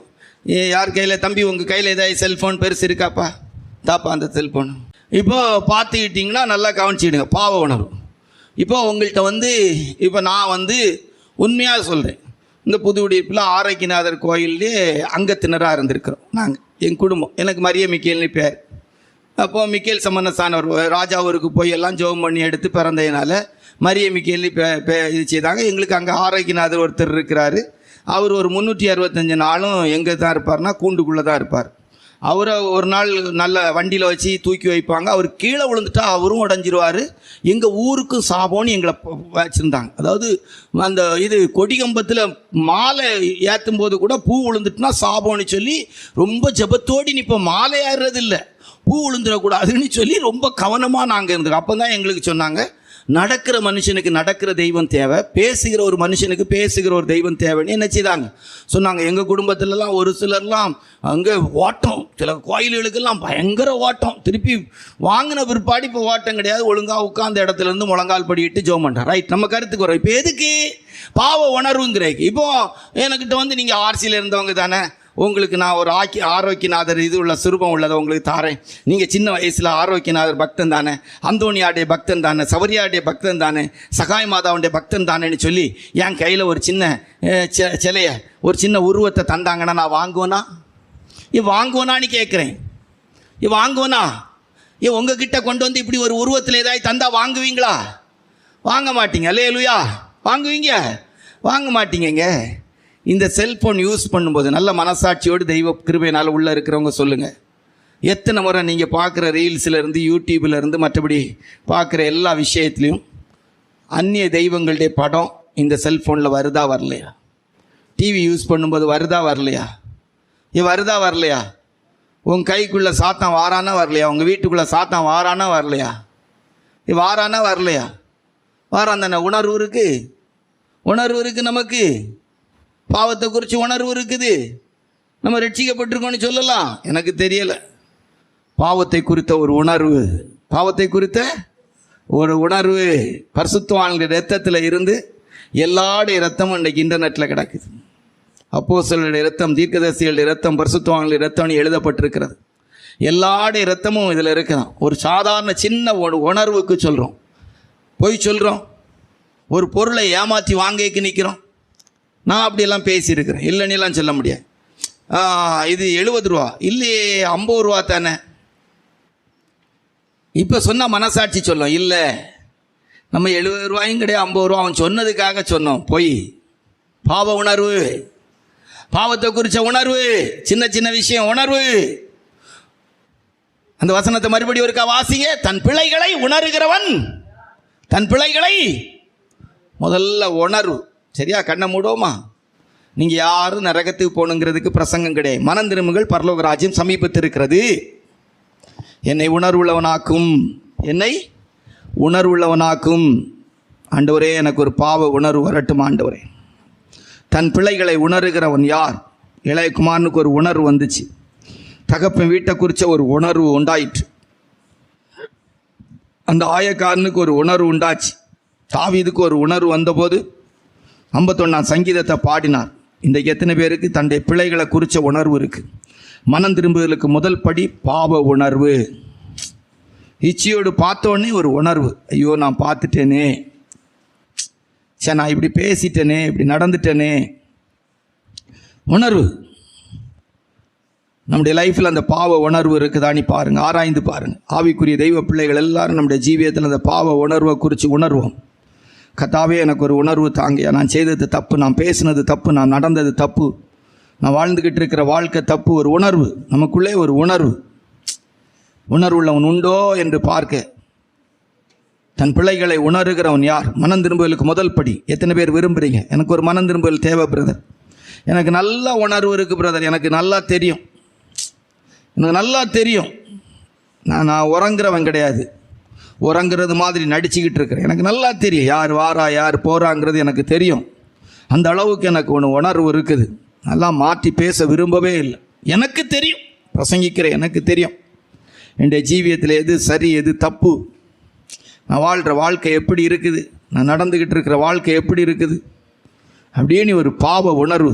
நல்ல உணர்வு இருக்கிறவளுக்கு ரெண்டாவது ஒரு மனஸ்தாபம் இருக்கும். கண்களை மூடி கர்த்தருடைய சமூகத்தில் நல்ல ஒரு மாற்றத்துக்கு எதுவாக வாஞ்சிங்க. ஆண்டவரே, என்னுடைய ஜீவியத்தில் ஒரு நல்ல உணர்வை தாங்க. உங்களை யாரையும் குற்றவாளின்னு சொல்கிறதுக்கு இந்த பிரசங்கம் அல்ல. நம்முடைய குற்றங்கள் மாறுறதுக்கு, பாவத்தின் எவிடன்ஸுகள் அழிக்கப்படுவதற்காக கர்த்தர் இந்த பிரசங்கத்தை பண்ண வச்சிருக்கிறார். 7 சாட்சிகளும் அழிக்கப்படட்டும். ஒரு உணர்வு உள்ளவங்களா மாறுங்க ஆண்டவரே, என்ன உணர்வு உள்ளவங்களா மாற்றுங்க.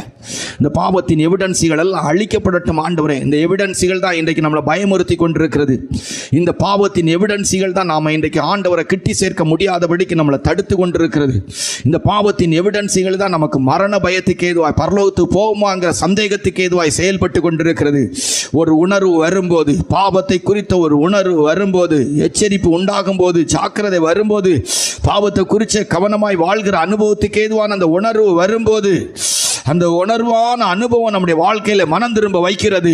ஆமென். இதை செய்யக்கூடாது, இதை பேசக்கூடாது, இப்படி நடக்கக்கூடாது அப்படிங்கிற ஒரு உணர்வு நமக்குள்ள இருக்குமானால், ஷமானா ரிமானா ரிபாபாலா, எல்லா கர்த்தருடைய பிள்ளைகளும் வாஞ்சிங்க. நீங்க பாவிகள் என்று சொல்வதற்காக இந்த பிரசங்கம் கிடையாது. மறுபடி உங்களுக்கு சொல்றோம், ஆண்டவர் உங்களை நியாயம் தீர்க்கிறதுக்காக இந்த பிரசங்கத்தை பண்ண வைக்கல. மறுபடி சொல்லும், நாம் எல்லாரும் பாவத்திலிருந்து விடுதலையாக்கப்படும்படியாய் மனம் திரும்புங்கள், பரலோக ராஜ்யம் சமீபத்தில் இருக்கிறது. ஏன் மனம் திரும்ப வேண்டும் என்பதற்கு தான் இந்த பிரசங்கமே தவிர நம்முடைய வாழ்க்கையில நியாயம் தீர்க்கப்படுவதற்காக பிரசங்கம் கிடையாது. மறுபடி உங்களுக்கு சொல்றோம், நியாயம் தீர்க்கப்படுவதற்காக பிரசங்கம் அல்ல, நியாயம் தீர்க்கப்படுவதற்காக பிரசங்கம் அல்ல, நியாய தீர்ப்புக்கு தப்பித்துக் கொள்வதற்கான பிரசங்கம், நியாய தீர்ப்புக்கு தப்பித்துக் கொள்வதற்கான பிரசங்கம், பாவத்தின் எவிடன்ஸ்கள் அழிக்கப்படுவதற்கான பிரசங்கம். இயேசு கிறிஸ்துவின் இரத்தம் சகல பாவங்களை நீக்கி நம்மை சுத்திகரிக்கும். ஷமானா ரிமானா ரிவபாலா. உணர்வுள்ளவன் உண்டோ என்று கர்த்தர் பார்க்கிறார். உணர்வுள்ளவன் உண்டோ என்று கர்த்தர் பார்க்கிறார். ஒரு உணர்வு தெய்வீகமான ஒரு உணர்வு உண்டாகட்டும். நாம் செய்த பாவங்களை குறித்த ஒரு தெய்வீகமான உணர்வு. நான் இப்படி பேசியிருக்கேன், இப்படி நடந்திருக்கேன், இப்படி வாழ்ந்திருக்கிறேன், இப்படிப்பட்ட காரியம் இருக்குதே, எனக்குள்ள கெட்ட எண்ணங்கள் வருதே, கெட்ட சிந்தனைகள் வருதே, இப்படிப்பட்டதான இச்சைக்கு ஏதுவான காரியங்கள் வருதே. ஆண்டவரே வேண்டாயா, எனக்குள்ள ஒரு பாவ உணர்வு வரட்டும். ஆண்டவரே பாவ உணர்வு வரட்டும். தெய்வீகமான ஒரு உணர்வோடு கூட பாவத்தை விட்டு விலகத்தக்கதாய் கர்த்தர் எனக்கு உதவி செய்யுங்க. ஒப்பு கொடுப்போம். கர்த்தர் நம்மை ஆசீர்வதிப்பாராக. ஆமென்.